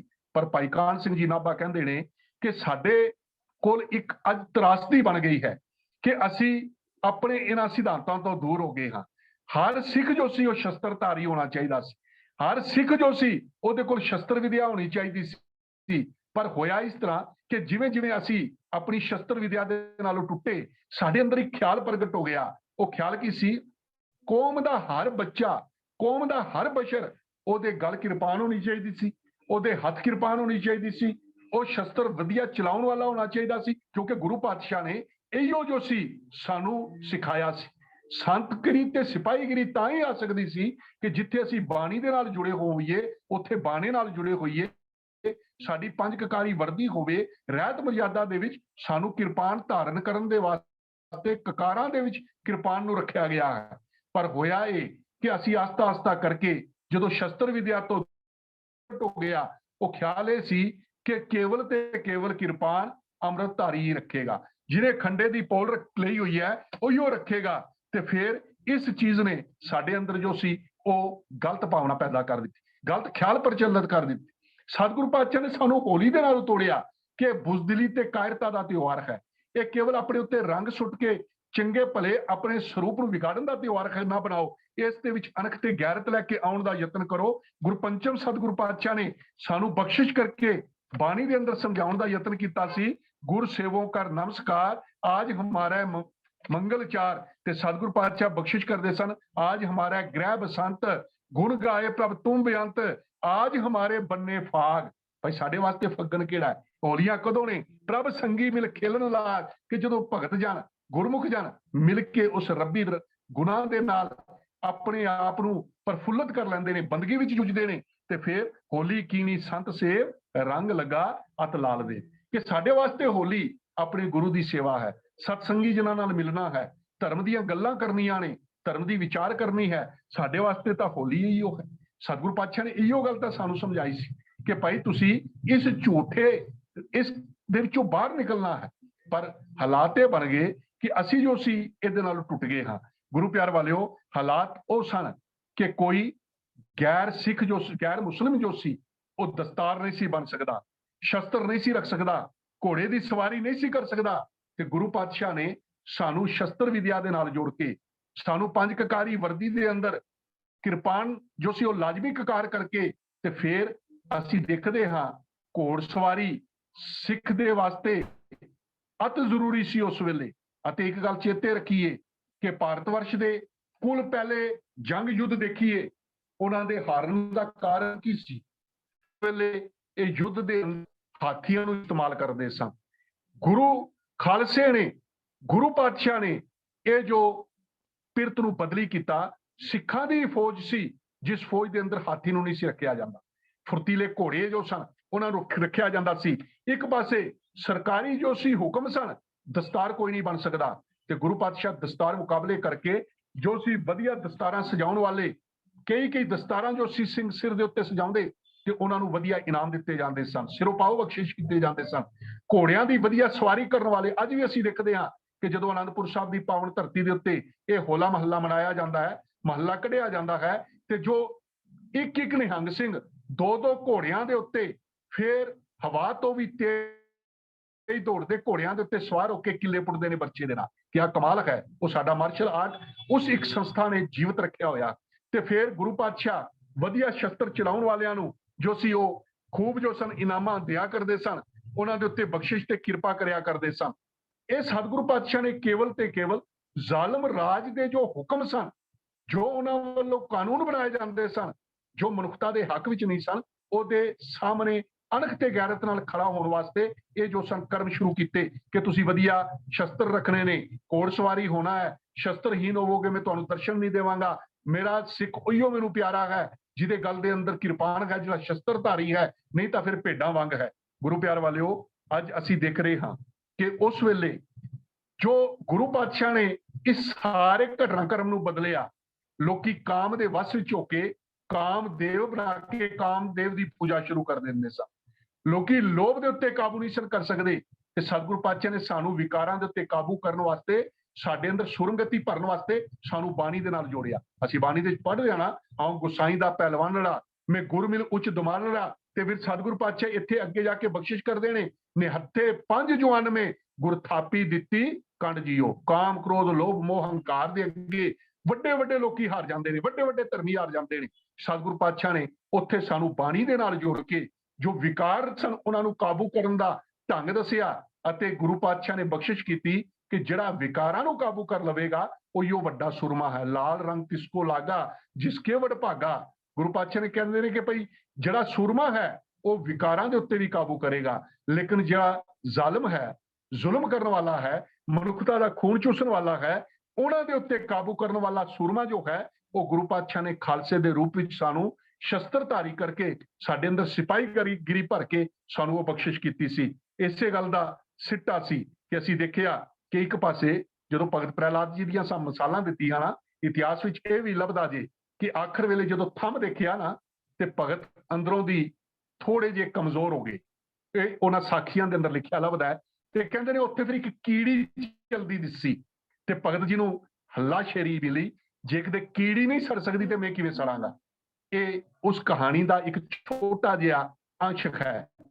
ਹੁਣ ਲਿਖਣ ਵਾਲੇ ਨੇ ਕਿਸ ਭਾਵਨਾ ਨਾਲ ਲਿਖਿਆ, ਮੈਂ ਇਸ ਗੱਲ ਦੇ ਉੱਤੇ ਵਾਦ ਵਿਵਾਦ ਵਿੱਚ ਨਹੀਂ ਜਾਣਾ ਚਾਹੁੰਦਾ, ਲੇਕਿਨ ਮੈਨੂੰ ਇੱਕ ਸਿੱਖਿਆ ਜ਼ਰੂਰ ਲੱਭਦੀ ਹੈ ਕਿ ਗੁਰੂ ਪਾਤਸ਼ਾਹ ਨੇ ਸਾਨੂੰ ਹੋਲੀ ਦੇ ਨਾਲ ਤੋੜ ਕੇ ਇਹ ਜਿਹੜਾ ਹੋਲੇ ਦੇ ਨਾਲ ਜੋੜਿਆ ਸੀ, ਤੇ ਇੱਕ ਸਿਧਾਂਤ ਸੀ ਸਾਡੇ ਵਾਸਤੇ ਕਿ ਦੇਖ ਉੱਥੇ ਕੀੜੀ ਨੇ ਬਲ ਭਰਿਆ, ਇਧਰ ਗੁਰਬਾਣੀ ਨੇ ਇਤਨਾ ਬਲ ਭਰ ਦਿੱਤਾ, ਗੁਰੂ ਦੀ ਯੋਗ ਅਗਵਾਈ ਨੇ ਇਤਨਾ ਬਲ ਭਰ ਦਿੱਤਾ ਕਿ 6 ਸਾਲ ਦਾ ਬਾਬਾ ਫਤਿਹ ਸਿੰਘ ਜੀ, 8 ਸਾਲ ਦੇ ਬਾਬਾ ਜੋਰਾਵਰ ਸਿੰਘ ਜੀ, ਤੇ ਫਿਰ ਮੌਤ ਸਾਹਮਣੇ ਖੜੀ ਹੈ, ਨੀਹਾਂ ਸਾਹਮਣੇ ਨੇ, ਗੁਲੇਲਾਂ ਦੇ ਪੱਥਰ ਮਾਰੇ ਜਾ ਰਹੇ ਨੇ, ਛਵੀਆਂ ਦੇ ਨਾਲ ਕੁੱਟਿਆ ਜਾ ਰਿਹਾ ਹੈ, ਦੱਸਿਆ ਜਾ ਰਿਹਾ ਹੈ ਕਤਲ ਕਰ ਦਿੱਤੇ ਜਾਓਗੇ, ਲੇਕਿਨ ਜਵਾਬ ਇੱਕੋ ਸੀ, ਹਮਰੇ ਬੰਸ ਰੀਤ ਇਮ ਆਈ ਸੀਸ ਦੇਤ ਪਰ ਸਿਰੜ ਨਾ ਜਾਏ। ਸਾਡੇ ਪੰਥ ਦੀ ਰੀਤ ਹੈ ਸੀਸ ਦੇਤ ਪਰ ਧਰਮ ਨਾ ਜਾਈ। ਅਸੀਂ ਧਰਮ ਨਹੀਂ ਛੱਡ ਸਕਦੇ, ਧਰਮ ਤੋਂ ਭਾਵ ਸਿਧਾਂਤ ਨਹੀਂ ਛੱਡਣਾ। ਜੋ ਸਿਧਾਂਤ ਗੁਰੂ ਨੇ ਬਖਸ਼ਿਸ਼ ਕੀਤਾ ਹੈ ਉਹਨੂੰ ਅਸੀਂ ਛੱਡਣ ਵਾਲੇ ਨਹੀਂ। ਚਰਖੜੀ ਸਾਹਮਣੇ ਹੈ, ਪਿਤਾ ਪੁੱਤਰ ਦੋਵੇਂ ਤਿਆਰ ਕੀਤੇ ਗਏ ਨੇ, ਲੇਕਿਨ ਕਮਾਲ ਇਹ ਸੀ ਨਾ ਪੁੱਤਰ ਡੋਲਦਾ ਨਾ ਪਿਤਾ ਡੋਲਦਾ। ਦੁਨੀਆ ਦਾ ਇਤਿਹਾਸ ਪੜੋ, ਕਿਉਂ ਨਹੀਂ ਰਲਾਪਣ ਹੈ। ਇਹ ਹੋਲੀ ਤੋਂ ਹੋਲਾ ਕਿੰਨਾ ਲੰਬਾ ਸਫ਼ਰ ਹੈ, ਕਿਤਨਾ ਅਣਖ ਭਰਿਆ ਸਫ਼ਰ ਹੈ ਕਿ ਇੱਕ ਪਾਸੇ ਪੈਗੰਬਰ ਨੂੰ ਹੁਕਮ ਹੋਇਆ ਕਿ ਬੱਚੇ ਦੀ ਬਲੀ ਦੇ, ਇਤਿਹਾਸ ਆਪ ਜੀ ਸਾਰੇ ਜਾਣਦੇ ਹੋ, ਆਪਣੇ ਪੁੱਤਰ ਦੇ ਅੱਖਾਂ ਦੇ ਉੱਤੇ ਪੱਟੀ ਬੰਨ੍ਹ ਲਈ ਕਿ ਕਿਤੇ ਮੈਂ ਡੋਲ ਨਾ ਜਾਵਾਂ। ਕਿਆ ਕਮਾਲ ਦਾ ਹੋਲੀ ਤੋਂ ਹੋਲੇ ਦਾ ਸਫ਼ਰ ਹੈ। ਅੱਖਾਂ ਦੇ ਸਾਹਮਣੇ ਹੱਥੀ ਤਿਆਰ ਕਰਕੇ ਸਾਹਿਬਜ਼ਾਦੇ ਮੈਦਾਨੀ ਜੰਗ ਦੇ ਅੰਦਰ ਜੂਝਦੇ ਨੇ। ਗੁਰੂ ਕਲਗੀਧਰ ਪਾਤਸ਼ਾਹ ਉਸ ਚਮਕੌਰ ਦੀ ਗੜੀ ਚੋਂ ਬੈਠੇ ਅਗਵਾਈ ਕਰ ਰਹੇ ਨੇ, ਬੱਚਿਆਂ ਦੀ ਸ਼ਹਾਦਤ ਦੇ ਉੱਤੇ ਜੈਕਾਰੇ ਲਾ ਰਹੇ। ਕਿਆ ਕਮਾਲ ਹੈ ਕਿ ਗੁਰੂ ਪਾਤਸ਼ਾਹ, ਅਸੀਂ ਦੇਖਦੇ ਹਾਂ ਇਤਿਹਾਸ ਦੇ ਅੰਦਰ ਪਿਤਾ ਪੁੱਤਰ ਦੋਵੇਂ ਚਰਖੜੀ ਦੇ ਸਾਹਮਣੇ ਨੇ, ਨਾ ਪਿਤਾ ਡੋਲਿਆ ਨਾ ਪੁੱਤਰ ਡੋਲਿਆ। ਕਿਆ ਕਮਾਲ ਦਾ ਇਤਿਹਾਸ ਬਣਾਇਆ ਇਸ ਹੋਲੀ ਤੋਂ ਹੋਲੇ ਮਹੱਲੇ ਦੇ ਸਫ਼ਰ ਨੇ ਕਿ ਸਾਡੇ ਸਾਹਮਣੇ ਹੈ। ਅਸੀਂ ਦੇਖ ਰਹੇ ਹਾਂ ਕਿ 5 ਸਾਲ ਦਾ ਬੱਚਾ ਇਤਿਹਾਸ 4.5 ਸਾਲ ਦਾ ਲਿਖਦਾ ਹੈ। ਬਾਬਾ ਬੰਦਾ ਸਿੰਘ ਸਿੱਖ ਕੌਮ ਦੇ ਬੇਤਾਜ ਬਾਦਸ਼ਾਹ ਦੀ ਗੋਦ ਦੇ ਅੰਦਰ ਆਪਣਾ ਪੁੱਤਰ ਹੈ, ਸਾਹਮਣੇ ਜਲਾਦ ਦੇ ਹੱਥ ਵਿੱਚ ਛੁਰਾ ਹੈ, ਤੇ ਫਿਰ ਉਹਦਾ ਕਾਲਜਾ ਕੱਢ ਕੇ ਉਸ ਪਿਤਾ ਦੇ ਮੂੰਹ ਵਿੱਚ ਤੁਣਿਆ ਜਾ ਰਿਹਾ ਹੈ। ਇੱਕ ਪਾਸੇ ਇਤਿਹਾਸ ਸੀ, याकूब को यूसुफ के बिछड़ने ने रुलाया, साबर कोई ऐसा कम रसूलों में आया कि याकूब ਦੇ ਨਾਲੋਂ ਯੂਸਫ ਵਿਛੜਿਆ, ਪਿਤਾ ਰੋ ਰੋ ਕੇ ਅੱਖਾਂ ਅੰਨੀਆਂ ਕਰ ਗਿਆ। ਕਿਆ ਕਮਾਲ ਦਾ ਇਤਿਹਾਸ ਸੀ ਕਿ ਪੁੱਤਰ ਦਾ ਕਲੇਜਾ ਕੱਢ ਕੇ ਮੂੰਹ 'ਚ ਪਾਇਆ ਗਿਆ, ਲੇਕਿਨ ਸਿਧਾਂਤ ਦੇ ਨਾਲ ਕੋਈ ਜੋ ਸੀ ਕਿਸੇ ਕਿਸਮ ਦਾ ਸਮਝੌਤਾ ਨਹੀਂ, ਜ਼ਾਲਮ ਦੀ ਈਨ ਨਹੀਂ ਮੰਨੀ। ਗੁਰੂ ਪਿਆਰ ਵਾਲਿਓ, ਇਹ ਸਾਡਾ ਇਤਿਹਾਸ ਹੈ ਅਤੇ ਜੋ ਹੋਲੀ ਤੋਂ ਹੋਲੇ ਮਹੱਲੇ ਦਾ ਸਫ਼ਰ ਹੈ, ਇਹਦੇ ਅੰਦਰ ਅੱਜ ਅਸੀਂ ਦੇਖ ਰਹੇ ਹਾਂ ਅਸੀਂ ਇਸ ਰੂਪਰੇਖ ਨੂੰ ਬਦਲੀ ਕਰਕੇ ਰੱਖ ਦਿੱਤਾ। ਹੋਲੇ ਮਹੱਲੇ ਤੋਂ ਭਾਵ ਸੀ ਕਿ ਅੱਜ ਵੀ ਹਰ ਖਾਲਸਾ, ਹਰ ਸਿੱਖ ਸ਼ਸਤਰਧਾਰੀ ਹੁੰਦਾ। ਸਾਡੀਆਂ ਕੇਂਦਰੀ ਜਥੇਬੰਦੀਆਂ ਇਹਦੇ ਵਾਸਤੇ ਉਪਰਾਲਾ ਕਰਦੀਆਂ। ਸਾਡੇ ਇਸ ਮਾਰਸ਼ਲ ਆਰਟ ਨੂੰ ਜੀਵਤ ਰੱਖਿਆ ਜਾਂਦਾ। ਦੇਖਣ ਵਿੱਚ ਆ ਰਿਹਾ ਹੈ ਜਾਂ ਤਾਂ ਨਿਹੰਗ ਸਿੰਘ ਜਥੇਬੰਦੀਆਂ ਨੇ ਜਾਂ ਕੁਝ ਕੁ ਥਾਂ ਦੇ ਉੱਤੇ ਕੁਝ ਗੁਰਸਿੱਖ ਆਪਣੇ ਤੌਰ ਦੇ ਉੱਤੇ ਉਪਰਾਲਾ ਕਰਦੇ ਨੇ। ਫਿਰ ਅਨੰਦਪੁਰ ਦੀ ਪਾਵਨ ਧਰਤੀ ਦੇ ਉੱਤੇ ਜਦੋਂ ਇਹ ਹੋਲਾ ਮਹੱਲਾ ਖੇਡਿਆ ਜਾਂਦਾ ਹੈ ਤਾਂ ਫਿਰ ਇੱਕ ਗੱਲ ਦੇਖਣ ਚ ਆਉਂਦੀ ਹੈ ਕਿ ਇੱਕ ਪਾਸੇ ਉਹ ਸ਼ਸਤਰਾਂ ਦੇ ਜ਼ੋਰ ਤਾਂ ਦੱਸੇ ਜਾਂਦੇ ਨੇ, ਦੂਜੇ ਪਾਸੇ ਕੌਮ ਦੇ ਅੰਦਰ ਨਿਗਾਰ ਕਿਤਨਾ ਆ ਚੁੱਕਿਆ ਹੈ ਕਿ ਸਾਡੇ ਉੱਥੇ ਸਿਆਸੀ ਸਟੇਜਾਂ ਲੱਗਦੀਆਂ ਤੇ ਉਹਨਾਂ ਸਿਆਸੀ ਸਟੇਜਾਂ ਦੇ ਉੱਤੇ ਰੱਜ ਕੇ ਜੋ ਹੈ ਉਹ ਕੂੜ ਦਾ ਪ੍ਰਚਾਰ ਕੀਤਾ ਜਾਂਦਾ ਹੈ, ਇੱਕ ਦੂਜੇ ਦੀਆਂ ਪੱਗਾਂ ਲਾਈਆਂ ਜਾਂਦੀਆਂ ਨੇ। ਉੱਥੋਂ ਕਦੀ ਗੁਰੂ ਦੀ ਗੱਲ, ਹੋਲੇ ਮਹੱਲੇ ਦਾ ਇਤਿਹਾਸ, ਉਹ ਬੇਗੈਰਤੀ ਦਾ ਇਤਿਹਾਸ ਕਿ ਭਾਰਤ ਵਰਸ਼ ਦੀ ਹਾਲਤ ਕੀ ਸੀ, ਉਹ ਅਣਖ ਭਰਿਆ ਇਤਿਹਾਸ ਕਿ ਉੱਥੋਂ ਬੇਗੈਰਤੀ ਤੋਂ ਕੱਢ ਕੇ ਭਾਰਤ ਵਰਸ਼ ਨੂੰ ਗੁਰੂ ਪਾਤਸ਼ਾਹਾਂ ਨੇ ਕਿਸ ਉਚਾਈਆਂ ਤੱਕ ਪਹੁੰਚਾਇਆ, ਉਹਦੇ ਬਾਰੇ 'ਚ ਕੋਈ ਜਾਣਕਾਰੀ ਨਹੀਂ ਹੁੰਦੀ।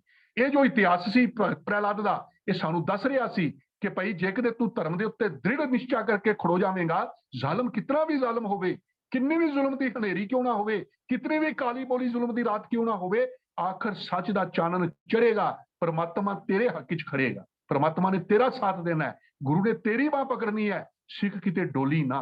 गुरु प्यार वालिओ, ते हो की रहा है, अज असीं देख रहे हाँ कि साडे आगू उत्थे स्टेजां ते बैठे हुंदे ने, रंग जो ने वो दाड़ियां दे अंदर भरे होए, कपड़ियां दे उत्ते रंग सुट्टे हुंदे ने, ते फिर बिल्कुल उसे तरीके दे नाल होलियां ने। फर्क ते सिर्फ इन्ना है कि दूजे पासे जो ने वो लोकी गलियां दे विच नचदे फिरदे ने, अपने उत्ते रंग सुट्टी जांदे ने, ਤੇ ਉਹ ਭੂਤ ਬਣ ਕੇ ਢੋਲਾਂ ਦੇ ਅੱਗੇ ਨੱਚਦੇ ਨੇ, ਤੇ ਅਸੀਂ ਸਟੇਜਾਂ ਦੇ ਉੱਤੇ ਬੈਠੇ ਹੁੰਦੇ ਆ। ਸਾਡੇ ਸਿਰਾਂ ਦੇ ਵਿੱਚ ਉਸੇ ਤਰ੍ਹਾਂ ਰੰਗ ਪਏ ਹੁੰਦੇ ਨੇ, ਸਾਡੇ ਦਾੜਿਆਂ ਦੇ ਉੱਤੇ ਇਸੇ ਤਰ੍ਹਾਂ ਰੰਗ ਪਏ ਹੁੰਦੇ ਨੇ। ਸਿੱਖਾਂ ਦੇ ਬੱਚੇ ਜੋ ਨੇ ਉਹ ਅੱਜ ਇਸੇ ਸਾਡੀ ਕਮਜ਼ੋਰੀ ਕਾਰਨ ਕਿ ਅਸੀਂ ਆਪਣਾ ਨਿਰਾਲਾਪਣ ਨਹੀਂ ਦੱਸ ਸਕੇ, ਅਸੀਂ ਆਪਣਾ ਵੱਖਰਾਪਣ ਨਹੀਂ ਦੱਸ ਸਕੇ, ਅਸੀਂ ਬੱਚਿਆਂ ਦੇ ਸਿਧਾਂਤਾਂ ਨੂੰ ਨਹੀਂ ਭਰ ਸਕੇ, ਤੇ ਕਿਤੇ ਕਿਤੇ ਸਾਨੂੰ ਦੇਖਣ ਦੇ ਵਿੱਚ ਸਿੱਖ ਬੱਚੇ ਵੀ ਜੋ ਨੇ ਉਹਨਾਂ ਟੋਲੀਆਂ ਦਾ ਹਿੱਸਾ ਲੱਭਦੇ ਨੇ ਜਿਹਦੇ ਵਿੱਚ ਹੋਲੀਆਂ ਖੇਡੀਆਂ ਜਾ ਰਹੀਆਂ ਹੁੰਦੀਆਂ ਨੇ।